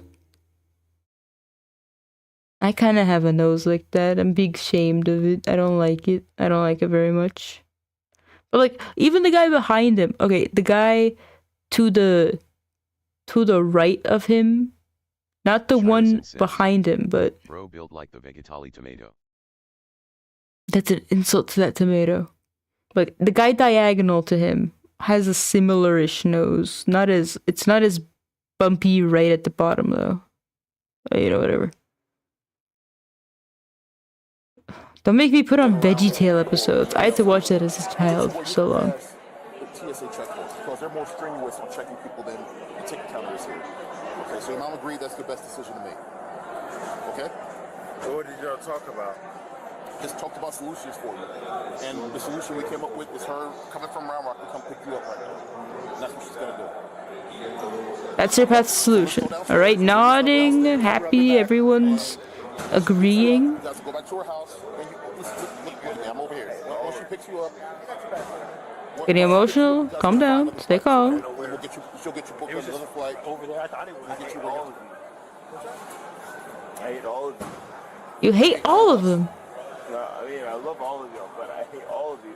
Well, sorry you feel that way. Except for you. All right, well, I appreciate it. Thing is, this is like a really human show of emotion. I understand he's overwhelmed. He's probably thinking about all the shit that's going on. And I mean, like, if everyone were to want to study acting, like, this seems like a very real scenario. But he does seem very out of it mentally. I mean, he has...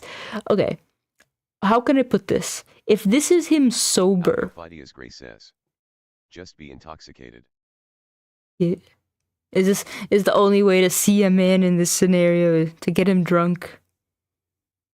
You know, but like I hope this is him intoxicated, because if this is him sober, then I can't imagine him getting through life. But I mean, he's gone through life because he's there, right? But like, I definitely hope that this is not him at his best, and I don't think it is. And I don't know if it's alcohol or drugs or a mix of everything and emotion. Yeah. I think they said he was cause they were gonna have him sit somewhere and sober up. Well, that's what everyone is assuming. Until his mom gets him. I mean, I'm saying, like, everyone think, like, you know, the cops think that he's intoxicated. The airport workers, the United workers think he's intoxicated. I'm saying it definitely seems like he is under the influence of something. But I'm just like, I'm not saying for sure, because, you know, we don't know like 100%. There's a lot of cases where people like act really, really weird, and we still don't know. But I'm just saying, I really hope this is not him sober. I'm just being pedantic. I'll grab your bag for you, and we'll get you taken care of. Your mom here, all that good stuff. And you'll get on a flight a different day. Just not today. And that might be for the best. It sounds like you've gone through a lot, right? Yeah, you don't want to fly, emotional. Those are the unattended bags. So if you want to follow Officer Kidd. No, this is just another anecdote.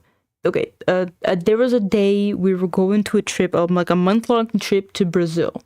Now, imagine all the fam is at home, and then my mother gets a phone call from her bank, and it's a scam call. Like, we only confirm it's a scam a while later, but it's this guy, and very professional sounding guy, not even Indian accented, hey, did you authorize a charge on blank and blank? And she's like, no. And then he's like, okay, let me just confirm. Your name is blah, blah, blah. You live blah, blah, blah. And he gets everything right. And so she's really trusting him. But I'm suspicious. And then he starts talking like, okay, we're going to send you a code. And I'm like, no. No. And so I get her to get off the phone. But then it's time for us to go. Like, we're all packed. We're like, we need to get to the airport. So we're in the car. She's nervous. I'm nervous. Okay, send us some Bitcoin to fix it. No, I don't even, not my frack. No, I don't have anything. No, nope. But so we're in the car on the way, and she's like calling, from the debit card number, calling her bank, and it's she has a hard time explaining. They have a hard time understanding.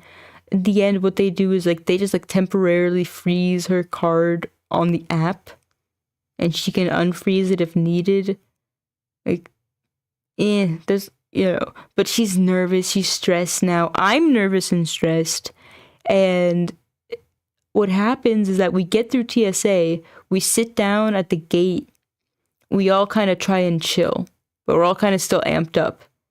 We get onto the airplane, and she forgot a backpack out in the gate area, and we're all seated, and it's like, I could force my way out of the airplane, but there'd probably be some repercussions inside the inside the bag, which is her emergency change of clothes, but also a GPU that we had bought for my cousin in Brazil, a 4070. So fuck, we don't want it to get stolen, and this was a 2-hour flight before the 16-hour flight. So I frantically, while we were still sitting in the airplane, feet away from the backpack, not allowed to get back off, I started submitting police, or not police reports, but airport lost item reports. And I send in one for the gate company, the gate plane, or the gate airplane company, and then one for the entire airport.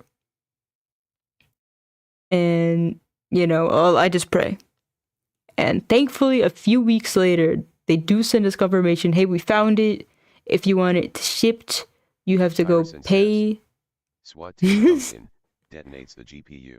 Yeah, and what's funny is that you would have thought we wouldn't have forgot it, because going through TSA, she forgets to take it out, and her bag gets, sent to the inspection area. And the guy's like, you're supposed to take out electronics. And even I didn't think to take it out of the backpack, because I was thinking, when I think electronics, I think things that are actually powered on or have power in them. But no, apparently if you bring up, an unpackaged or an unopened GPU through fucking TSA in your carry-on, you might have to take it out, because it might be counted, as a fucking electronic. But we even took it out. We commented about it. He was like, all right, just remember next time. You would have, with all this cementing it in our memory, you really would have thought that we would not have this issue of forgetting it. But we were all so stressed. So that's my point. Don't go to the airport emotional. or stressed out, or like don't put down your bags. Don't try to also like chill too much. It's kind of, it's a balancing act. I would say just tie everything to you and don't put it down unless you're ready to lose something, or like have a count. All right, I have one bag, one backpack, one fanny pack.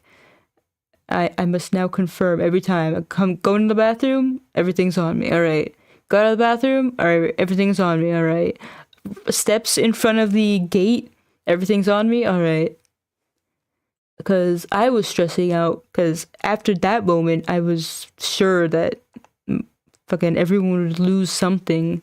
I was constantly checking, constantly asking. I was tired. But Kid, we'll head downstairs and I'll grab your bag for you, okay? Officer Kid right there. Just follow him. We'll show you the way. You ruined my life. What caused this? I'm sorry? What caused this? what caused this?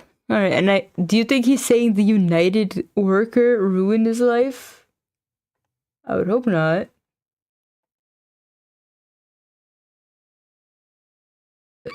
But he might really not be in a state where he can even understand what's happening, so it's hard to say. But now he's saying, what caused this? Which is... You want to be completely honest, what caused this is you drinking.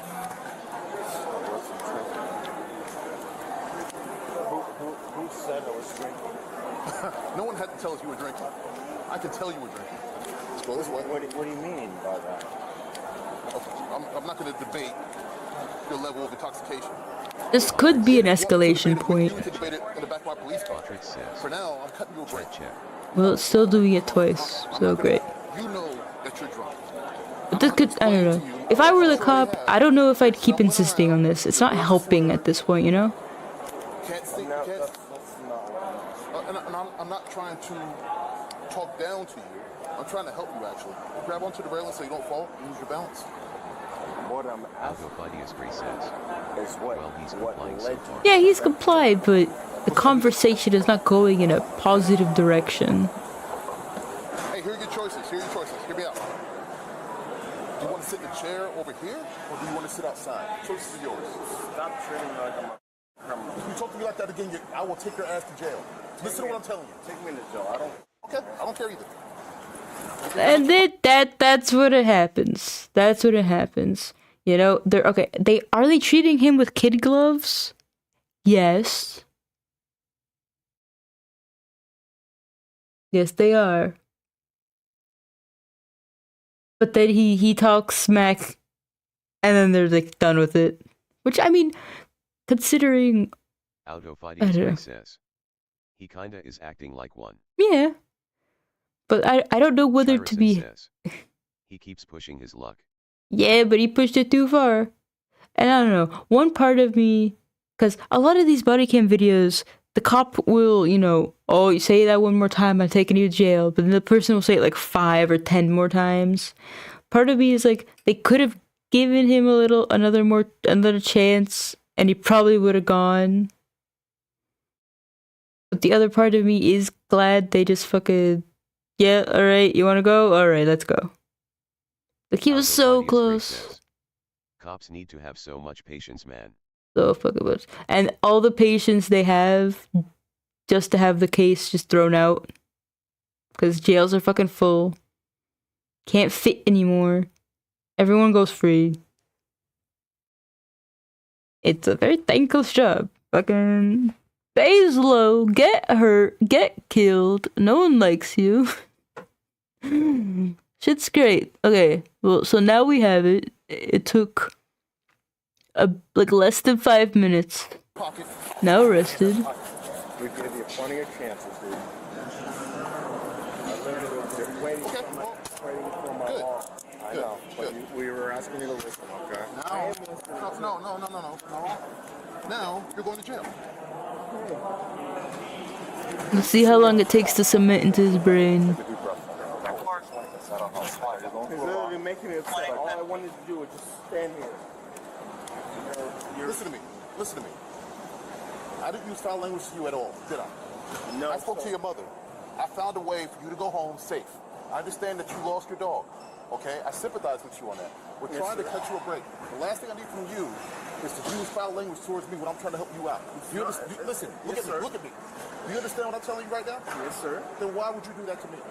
That's not personal at I all. don't care if it's personal or not. You're responsible for everything you say. I just didn't want to be treated like a child, so I have to act out. Be rude. I don't know how to feel. You know, I kind of like this dude. He's very sincere. I just don't know how to feel, so I acted out. I understand, yes, sir. You have an ID on you? Where's your ID? I don't know. Okay. If you put me in the jail, I'm going to be pretty mad. Think I care about how mad you're going to get? Been doing this job 21 years. Made a lot of people mad. Listen, here's what I'm going to do with you. I'm going to take you to a sobering center. It's not jail. You'll go to the sobering center. Your mom can pick you up from the sobering center. Okay? Don't do that to my mom, please. Okay, well, I can take you to jail and she can pick you up from jail. Which one do you want? Why? You're not staying here anymore. I don't need to stay here. Okay. Did you ever see an ID with this? No, he gave me a name. He told me Bryce Neesmith. Yes, sir. Yeah. No. It is a very fascinating choice. What, you don't... Okay, don't do that to my mom. Okay, well... You're ruining my life. Your life is not ruined. I'm taking you to what's called Not yet. It's not jail. I don't need that. I don't need that. You don't get choices. It's not Alcoholics Anonymous. It's not like an alcoholic center. You don't get to pick my life. Okay, jail we go. It's gonna be jail. If you don't get to pick my life, I'm the only one who pays my bills. He's choosing every wrong choice there could be. Don't add a resistance charge. Don't add a resistance. It's like, I thought sober tanks were a myth nowadays. They have one. He could just sit there for a while. But no. Jail. What exactly are you saying? I was gonna call your mother at the sobering center and give her the address and have her pick you up from there. That's what I was gonna do for you. Okay. Can you just calm down? Okay. That's what I want you to do. It's not jail. Your mom's gonna pick you up at a different location. She's gonna drive you to her house. She's gonna schedule you another flight. You come back and fly out. No criminal charges. No criminal charges. That's what I'm doing for you right now. Okay. Just relax. Okay. I gotta take stuff out of your pockets because when I put people in the back of my car, I gotta make sure they don't have any weapons on. Where am I? I'll take you to. Where are you going? You're not getting it yet? The sobering center. Okay. Okay. That's it. When we get there, I'll call your mom, tell her the address, she'll pick you up from there.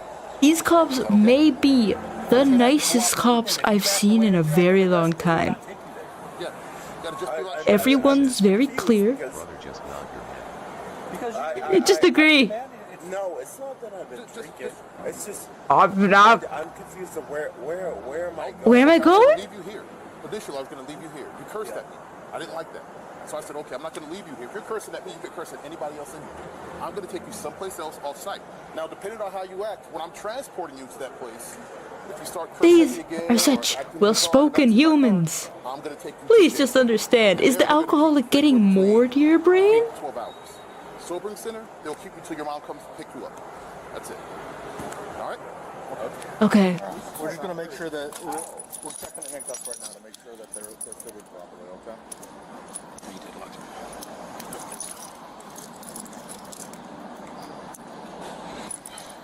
Alright, they're locked. They're not going to get any tighter on you, okay? What do you think? I'm a fucking criminal? Like an animal? No, that is what Oh, Lord. everybody man. They feel like sunshines and rainbows. He's getting a little more mouthy again. It's like, it's not personal. It's not like they're not treating you like a criminal. Yeah. Alright, thank you for dropping by. I appreciate it. The other way. Listen. And then kind of just sit down and we'll make sure you don't fall or anything, okay? Take these handcuffs off of me. We can't. Swing your feet in, man. You'll get them off when you get to the service center. Is that his shaker? I'm not a criminal. Why are you saying that? I'm kind of surprised they don't take off his earbud strings. At this point, they're just part of his accessories. Okay, then why do I need to be like this? Because everybody goes in the back seat of a patrol car like that, okay? That's our policies we have to do. I like all of these guys. All these cops are just bad vibes, you know? Watch your back. No, please. Loosen these. No, they get loosened inside. They're cutting into my They're not wrist. cutting into your wrist. Yes, the No, I'm not I'm not loosening him. Let's go. What? You're in the sobering center. Don't make him put you back in there and take you to jail. Shit, man. Give me No, you don't get your backpack. It gets turned in as property. Property? As property. No, it's not. You're used to making. And what about his duffel bag? I'd be kind of worried. Get up. Why am I being so... What did you forget? You could have used that car ride to like contemplate. This is your property. It gets turned in. No, it doesn't. Okay. I promise you it doesn't. He was taken to jail and No, it charged with doesn't. public intoxication. Share your thoughts in the comments below, and don't forget to like and subscribe. Well, considering Ever heard of them? They're a pop. Phidias Gray says. Oh, that was UT. that was it, yeah. I feel like Wow. I feel like we might have missed a part where, alright, like I don't know if they were lying to him when at like before he got in the car, it was all like, alright, you're still gonna go to the sobering center, everything's chill. That could have been lies, or he did something in the car that made them decide to go right to jail. And maybe that's why he was so angry when he got out. Ooh. Auto Phidias Gray says. There's a place at the jail. Auto Phidias Gray says. Where they sit M down to sober up. Yeah, but you heard at the end where he was charged with public intoxication. But who knows? It could have been dropped. It could have been anything. But alright, well, even without knowing all the little details, it was still quite a fascinating watch, I believe. So, when I watch something, it becomes more like a deep analysis in which I pause a million times. Alright, it's already midnight. I've been dicking around for 3 hours. Fascinating. Popular instrument that Let is me just often draw a little used bit. around a campfire to impress people. Quick, if you do play guitar, or if you, even if you can't, which song do you play? Would you play around a campfire? Let's have the fart for sure. Is it A, Wonderwall? Alright, you're gonna go back to scrolling, I assume. That song. Is it C, the Oh, Colleen Lord. Ballinger, the 10-minute long ukulele apology video? What's your answer? Which one is it? All answers are wrong. Because real guitar players know Where that is people aren't Krita? impressed with the song that you play, but rather the pick that you use. This Alright, new don't epic trust the product hypnotic that voices. started popping up back in 2024. Oof, I'm now in 2026. Oof, 2024. Oof, that's way back. Let's have a look at this. I'm And already don't believe, impressed. I'm don't seeing get a an shiny extended thing. car warranty. Okay, let's switch the song up to something that I can have in the video.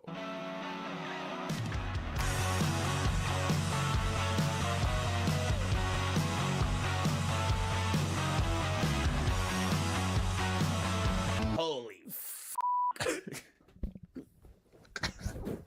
I gotta stop doing things. I'm asthmatic.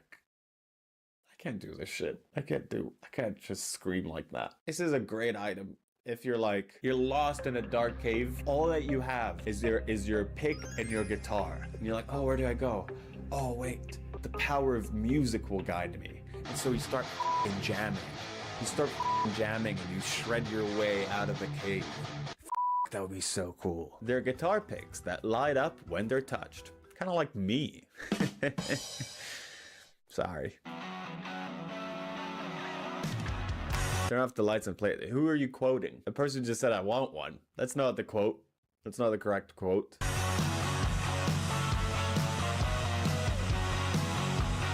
Yeah, I mean, when you see this isn't gonna match, because it's a copyright, so this isn't... What I'm watching is the most badass video you've ever seen. Let's put a goofy song here, actually. If you can find the goofiest song on Epidemic Sound Editor, please, let's play that now. Let's see if the vibe's right.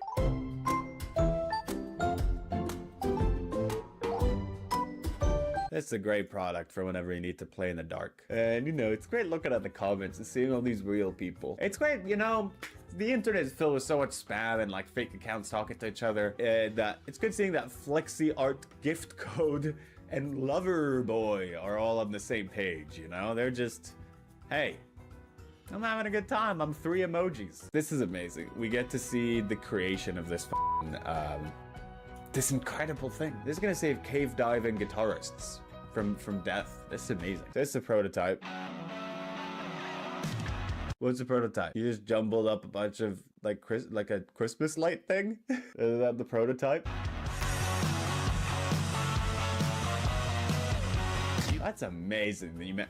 How'd you turn that prototype into that pic? So that it had nothing to do with the end result into that. I just heard it's just the wings. Million likes. Okay, I survived the voice message. Is the IRS coming for you? I hope this was a different Goofy song, the last one. I don't know, I have no way of knowing. I don't have no way of knowing what ends up in this video. Oh, but wait a second. Wait a second, there's another company. Oh no, did they steal this guy's design? And song choice, you can't hear it, but it's the same song again. 500,000 likes. Oh no, it's the same guy. He just keeps planning out, I don't know. Because that's the same Planning his prototype. next attempt to do cooking. Alright, I'll remember that prototype from a goddamn 50 That makes no miles sense away. either. That's the prototype? The prototype needs to be at some sort of... I mean, I guess it is just lights and a pic. But that's not a prototype. Algomanius Gray says, I love Forger, I need to teach him still. Turn myself into a pickle more. Just think about it. You gotta... You could single-handedly make him a self-dependent, self-reliant man. Hopefully the editor has been using the same song for all of these as well. So that way you can get a similar effect to how I'm feeling, even though you're listening to a song that's not gonna get me in copyright trouble. A lot of people are talking about how he's a bassist using a pick. Uh-oh, drama. That's a bass, not a guitar. I need a violin bow like this. I'm sure it exists.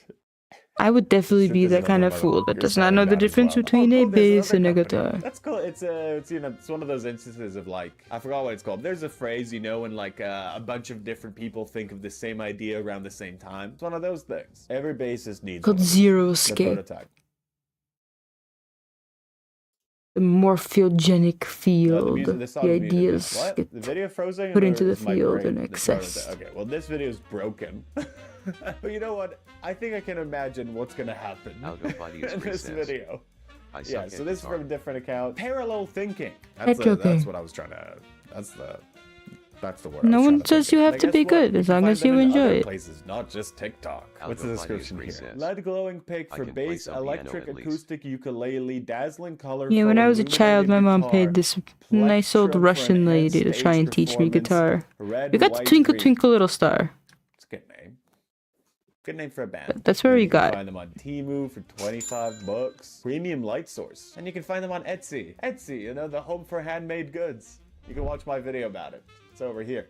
You should also watch my recent video about AI. I don't know in which order of the videos I'm recording are going to end up going out, but this might be the third time in a row where I'm promoting this video. I did a video about AI companies. Hey, you could play an infinite amount more than I can. Dead relatives. I played a decent amount of obviously bullshit in a scab. So that's I my just main sing. channel, Pinely Not Evil. Pinely, you can check that out. It's a really good video. And yeah, when I you can get buy worse this at that on every year, Etsy, but the home of handmade goods. Or you the can get only them for instrument I've free ever for this played was my bullshit. voice. That's those websites they say And the they're doing it for recorder free, that I but you was gotta pay a lot for legally shipping. obligated to What you play gotta pay for the in product, elementary shipping. school. I haven't checked individually every single one of those websites, so I can't say for sure if that applies to them. But that is a system of making money that I am aware of. That seems to me allegedly, potentially, like that could maybe be what they're doing here, but I do not know for a fact. Why is it free? Our company is seeking to gain publicity by giving away very limited stock to increase My brand mother awareness always through dreamed that I word would. of mouth.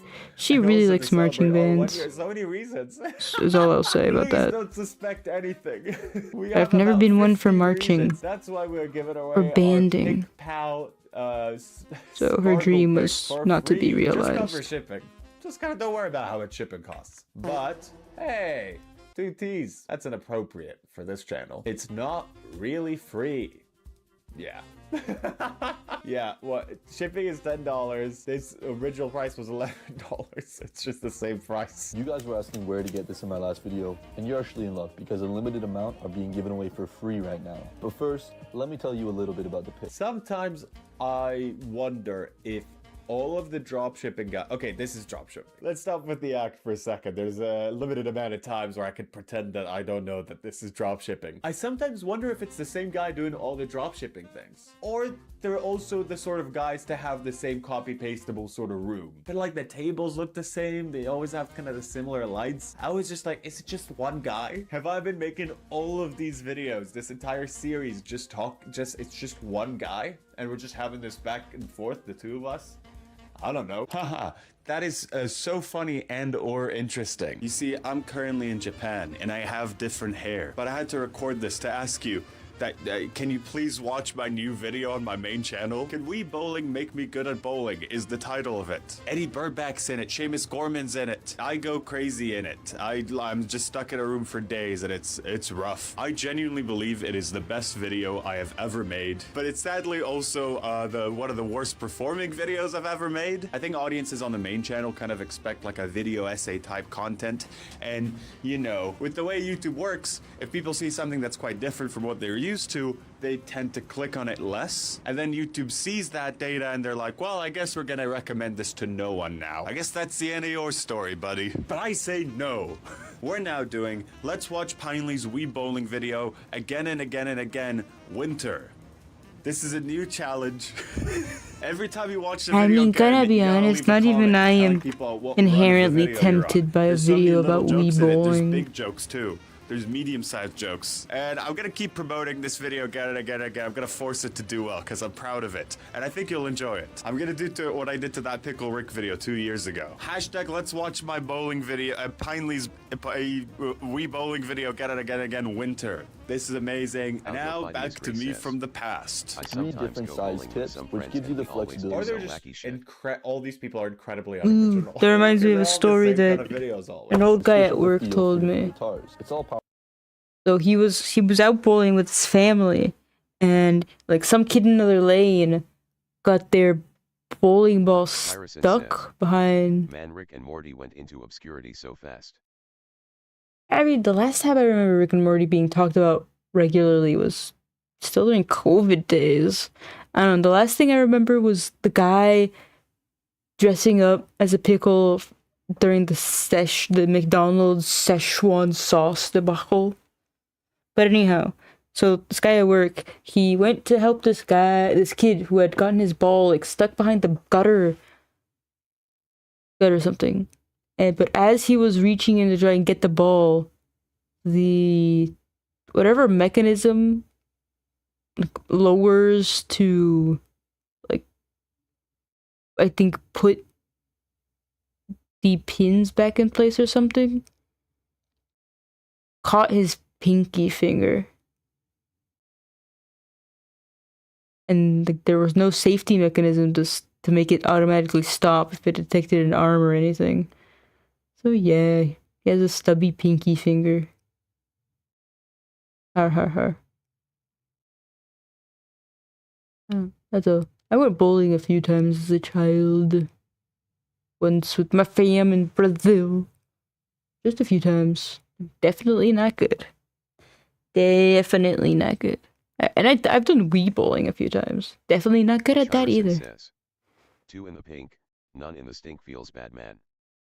Powered by the Horrific. tiny motor in here that lights up with any form of contact. That's amazing that you've done all this. And as you've probably figured out, they're all allegedly dropshipped. Nah. Okay. What about this? Oh, hey, Mark. Oh, hi, Mark.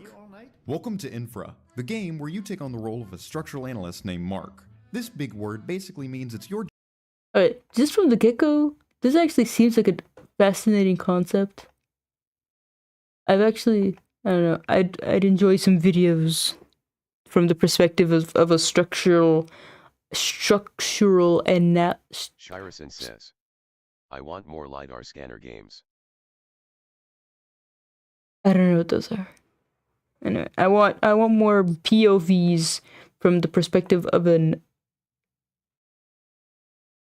inspector. Real life or game wise? Tell me how this building is gonna fall apart, sir. In infrastructure and find broken bits or structural problems that could cause a tragedy. Explore, find a problem, photograph it, and find more problems. All the while, you'll need to navigate the decaying world that is infra, which is totally not decaying due to like greed or corruption or anything crazy like that. But before we get to our job, we have a meeting to attend. Welcome everybody to infra. Right now we're sitting down, about to commence a meeting for the pre-inspection briefing with the National Consulting Group. Morning, everyone. Morning. Good morning, Buzz. Morning. Good morning. And sorry for the early meeting. I have a feeling we might have a long day ahead of us, so we better start early. I'm not saying we'll be here all day, Shirison but says, some of the places you're "Sent you a about to YT survey short showing a are LiDAR in scanner game." exceptionally bad shape, so we might as well be prepared for the worst. I have a strong feeling this Also- sounds like foreshadowing. Mark, why don't you go ahead and start the presentation? You're better with computers. Scanner Sombre, Alrighty, a LiDAR okay, horror let's start game. this. Welcome everybody. Seems like a to genre assessing or like a current specific state of key brand water-related or infrastructure in the Stahlberg region. company. Here's the current situation. Oh, Recap of the situation. okay. So you're gonna take it over. All right. As you all should know, following the corruption The scandal character last year sounds like and with the upcoming local council video elections, maker. there have been some changes in the maintenance services of the Stahlberg region. Do we really need to hear all this again? Well, not really. I Shirison just says, thought it would be a LiDAR good scanners idea are to real. judge Almost The like he's game's having to built on an explain original this for idea. like exposition for some story or something, right? There were some missing details about the Yeah. state of these buildings. That's why you'll be having a field day today, surveying these places.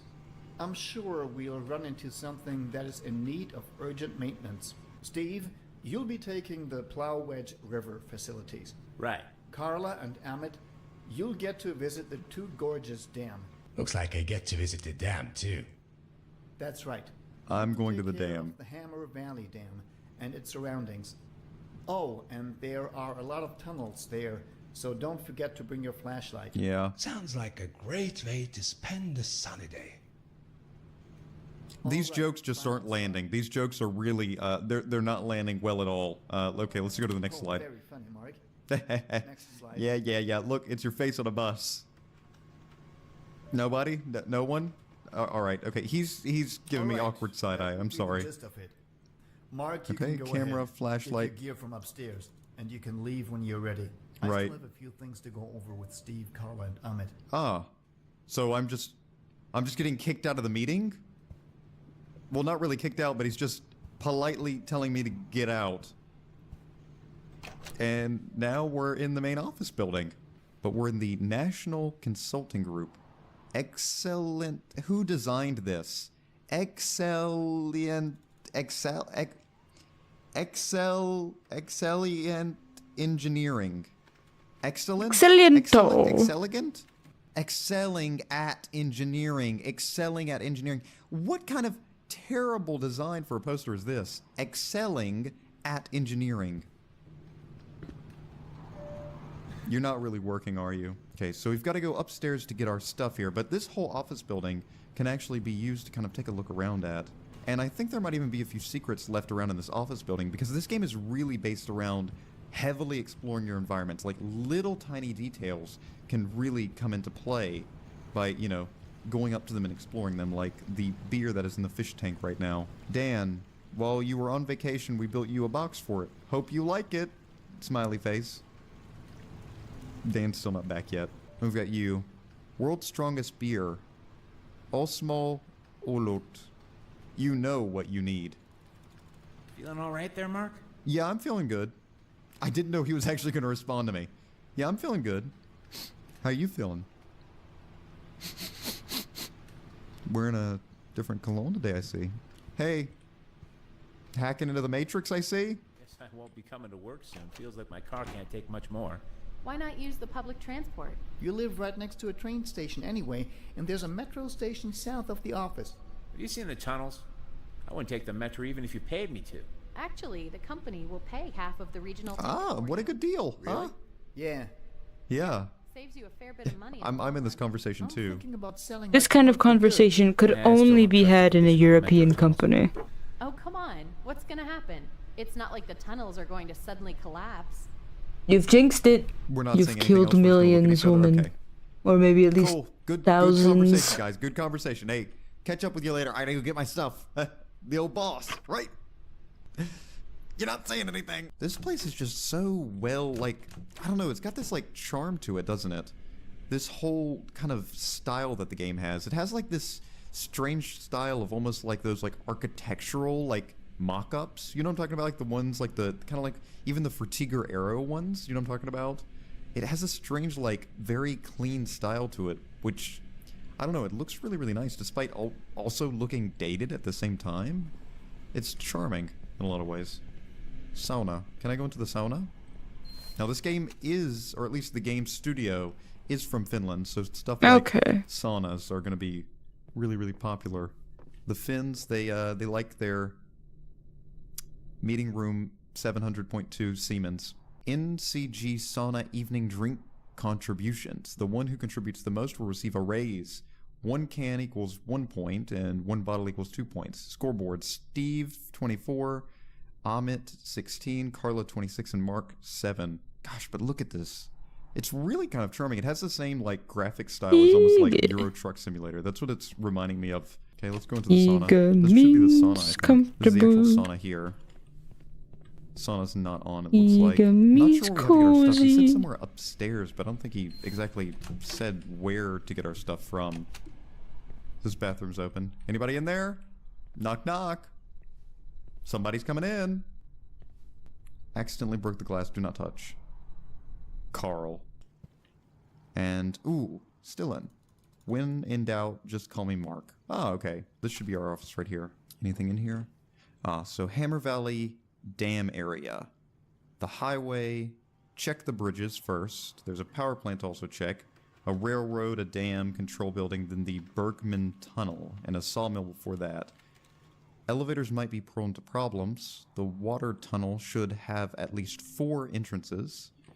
The bridge is possibly damaged. The tunnel is its condition is unknown. To-do list. Sort out the maintenance reports. Over half missing. Perkele. Read through the maintenance reports. They're all full of shit. Stahlberg error solving model. Does it work? No. Does anyone know? No. Hide it. No problem. Yes, you poor bastard. Can you blame someone else? Yes, no problem. Okay, so it all just goes with no problem. Yes. Are you in the shit? envy Yes. Forget it. his all right, let's go ahead and grab our stuff. Mark. work ethic. Mark, before you Or his strong go, take the mental following with you. fortitude. Flashlight, camera, helmet. The Last flowchart time shows you there are didn't. no problems. Keys from the reception, boss. Plus, P.S. I left the company Kinda wanna car print that out. keys I below need that. and get new markers. These suck. All right, so we gotta get our camera, flashlight, helmet, and then keys from reception. So we'll have to go downstairs, I guess. Maybe our flashlight's in the closet, maybe? Ah, bingo. There's the helmet and flashlight. That's everything. Now to grab the master keys from the reception. All right, let's head to reception then. Nice little office here. Got a little view, kind of a cramped view. Nice little building. It's kind of cozy. There's something cozy about walking around an office building. You know what I mean? There's also something cozy about Splurt. Oh, the printing room. They just shoved the printer right here. With the engineer, solves your problems. No bullshit. Make sure your body is ready at January 15th because the shit comes to theaters.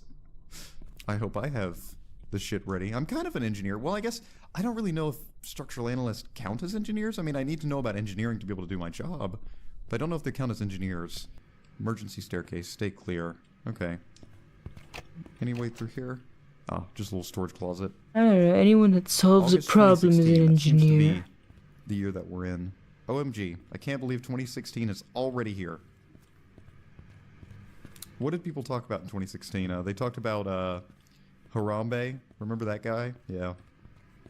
Crap. Just when I wanted to do some cardio. Okay, so we've got to take the I'll elevator. have to take the elevator. Exactly. My thoughts exactly, Mark. We have to now take the elevator because these stairs are closed off. Ding dong. I feel like that's a horrific believe it or not, I fire actually have safety somewhat of a violation. fear of elevators. I've done a lot to overcome it, but I still have like kind of a fear of elevators, especially elevators in big buildings like this. It's just, you know, you're trapped in a big metal box. You don't really have control. Cables are moving. Supposed to be safe, but you know, who really knows? What the hell? Exactly. This is my exact point of why I don't trust elevators. To pay the electricity bill. Okay, what are we doing? Ah, we've got to flip one of these back on. Doors of all Rumo lifts commercial can be opened manually by overriding the B2 and B3 fuses. This is useful in case of power blackout during maintenance process. So we need to turn on the B2 and B3 fuses. That's C16. Which ones are B2 and B3 fuses? Let's just cut them all on. Does that work? Ah, well, yeah, that works, okay. I guess I'll have to take the stairs. Okay. Hello. Alright, let's head this way. And let's go down these stairs and then head to reception. And then from there we should be able to pick up the keys to the car and get out of here. Parking garage access. Okay, we're on the first floor. Ah. This is not the right way to go. I think we should be able to pick up the keys from here at reception. Hello. Don't look at me like that. Alright, reception. Hello. Mark. Good morning. You have a letter from the city authority. It's on the counter. Okay. Don't worry, it's not a parking ticket. Looks like it's just some keys. Yeah, it's the old boss. It's the old boss. He's picking it up. He left me the keys to the car. Feeling all right there, Mark? Yeah, I was just explaining to you. I'm sorry. Now how do I? Okay, so I've got the keys in my inventory now. Seriously, what's up with these damn elevators? Every time there's a power cut, they go into a lockdown of some kind. Yeah, that's really annoying. I heard it was some kind of precaution mechanism. Really? What's the point of locking people inside the elevator? No idea. But the most important question is what's up with the power grid? Exactly.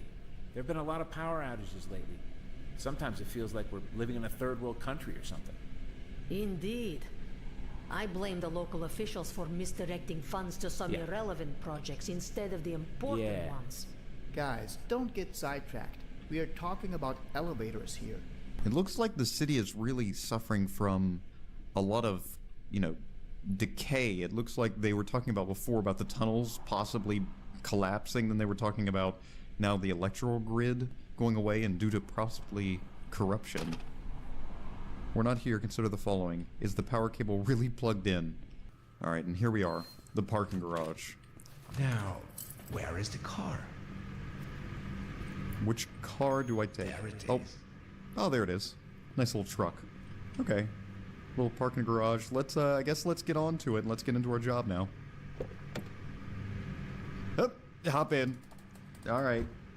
Let's hear this baby purr.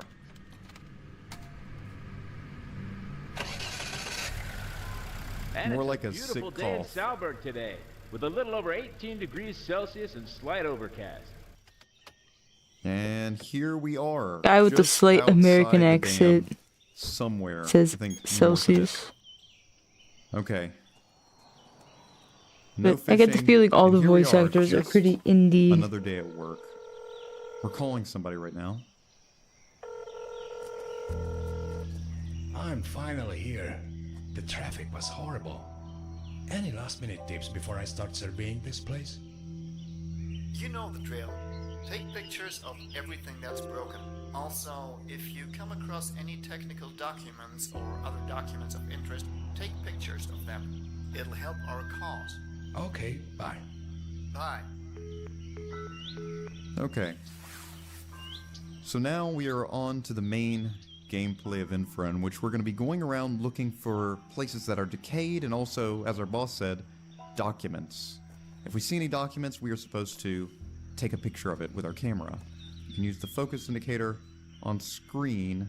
The focus indicator on screen changes when looking at something that can be photographed. Okay, so when we find something that's damaged, we can take a photograph of it. Otherwise, we're just kind of walking around and seeing what's going on here. Stahlberg is like this bridge. Tell me old, about it. crumbling, and full of alcoholists. Click! Well, this place is really pretty, huh? Again, this is the thing about Infra. It just has such a beautiful, art direction, in my opinion. Very reminiscent of Half-Life and Source games. And very much so like this right here. As you can see, I think we can take a picture of this. Collapse. Exactly. Open rebar on a concrete pole. Very clearly a structural issue. We're gonna find more of that as we go through this. And the bridge is shaking. But I think, I don't know, maybe bridges are slightly supposed to shake like that? I don't know, I once heard that like if bridges are entirely too stiff, it can also be dangerous. Stallbrook water, and this is glowing. Maybe like thermal expansion, stuff like that. Here. We got some fuses that are flicked down, so let's go ahead and turn those on. Turn this back on, and This shouldn't have been off. this shouldn't have been off. Probably should have taken a photo of that before, but we'll save somebody. We'll save somebody the hassle of having to write a report on that. But we probably should have taken a photo of that. It looks like now this is a water flow monitor. So I guess this has to do something with the dam that we'll see up ahead. And so I guess we'll have to cross back to the other side of this bridge, and then from there see if we can find stuff. Again, we're looking for things that are genuinely decayed, and from what I understand in this game, I haven't played it before. I have some knowledge about it, but I haven't played it before, but typically the damage, I think, sticks out at you at least a little bit. So, should be stuff like that. You know, kind of very clear that we can see. But look at that. I like how you can see through the camera as you're walking. I've always liked in games where you can kind of walk and see, you know, through a camera in front of you. Anything down here? And look at that. Look at... I know this is like a small thing, but look at the fact of this. We can actually walk down here. You can walk down here and get in the weeds and even... I was gonna say, you know... Yeah, you can walk into the water. But that's something that I love about this game. At least from what I've heard about it. It's the fact that you can really walk anywhere that you want to. It's very, very free, open. The world is yours. I mean, maybe it's actually a hint that there's some kind of electrical issue, electrocuting the water. This would have been like clearly like an invisible wall here. You know what I mean? It would have stopped. Or some kind of toxin leaking out from somewhere. I don't know how a bridge can leak toxin, but straight into these trees. Of course, you know, it gets thick enough to where you can't walk through it, but you can walk, you know, at least up to them. And into this little area right here. The game's not gonna stop you from, you know, deciding to walk down there. Shirison says. And also, we save our game by also using our phone, and I'll make a little save right here. There we go. But I yeah, using your phone to save like that is just cute, though. To get me started, but not enough to really know where we're going. I saw probably a little bit of the game to that point right there, and now beyond this, I want a level on an oil rig. And there's just like some guy smoking, or like some like smoke ashes. Wonderful. Dried up human, I hope human. Well, I don't know if I hope. I hope human. Dried up excrement in a bucket that I'm just throwing around. I don't know if this is definitely not a violation. I've found signs but I don't know if that's actually, of human excrement near the bridge. That battery just stays up. And the battery just goes, what the fuck were you doing in someone's backyard?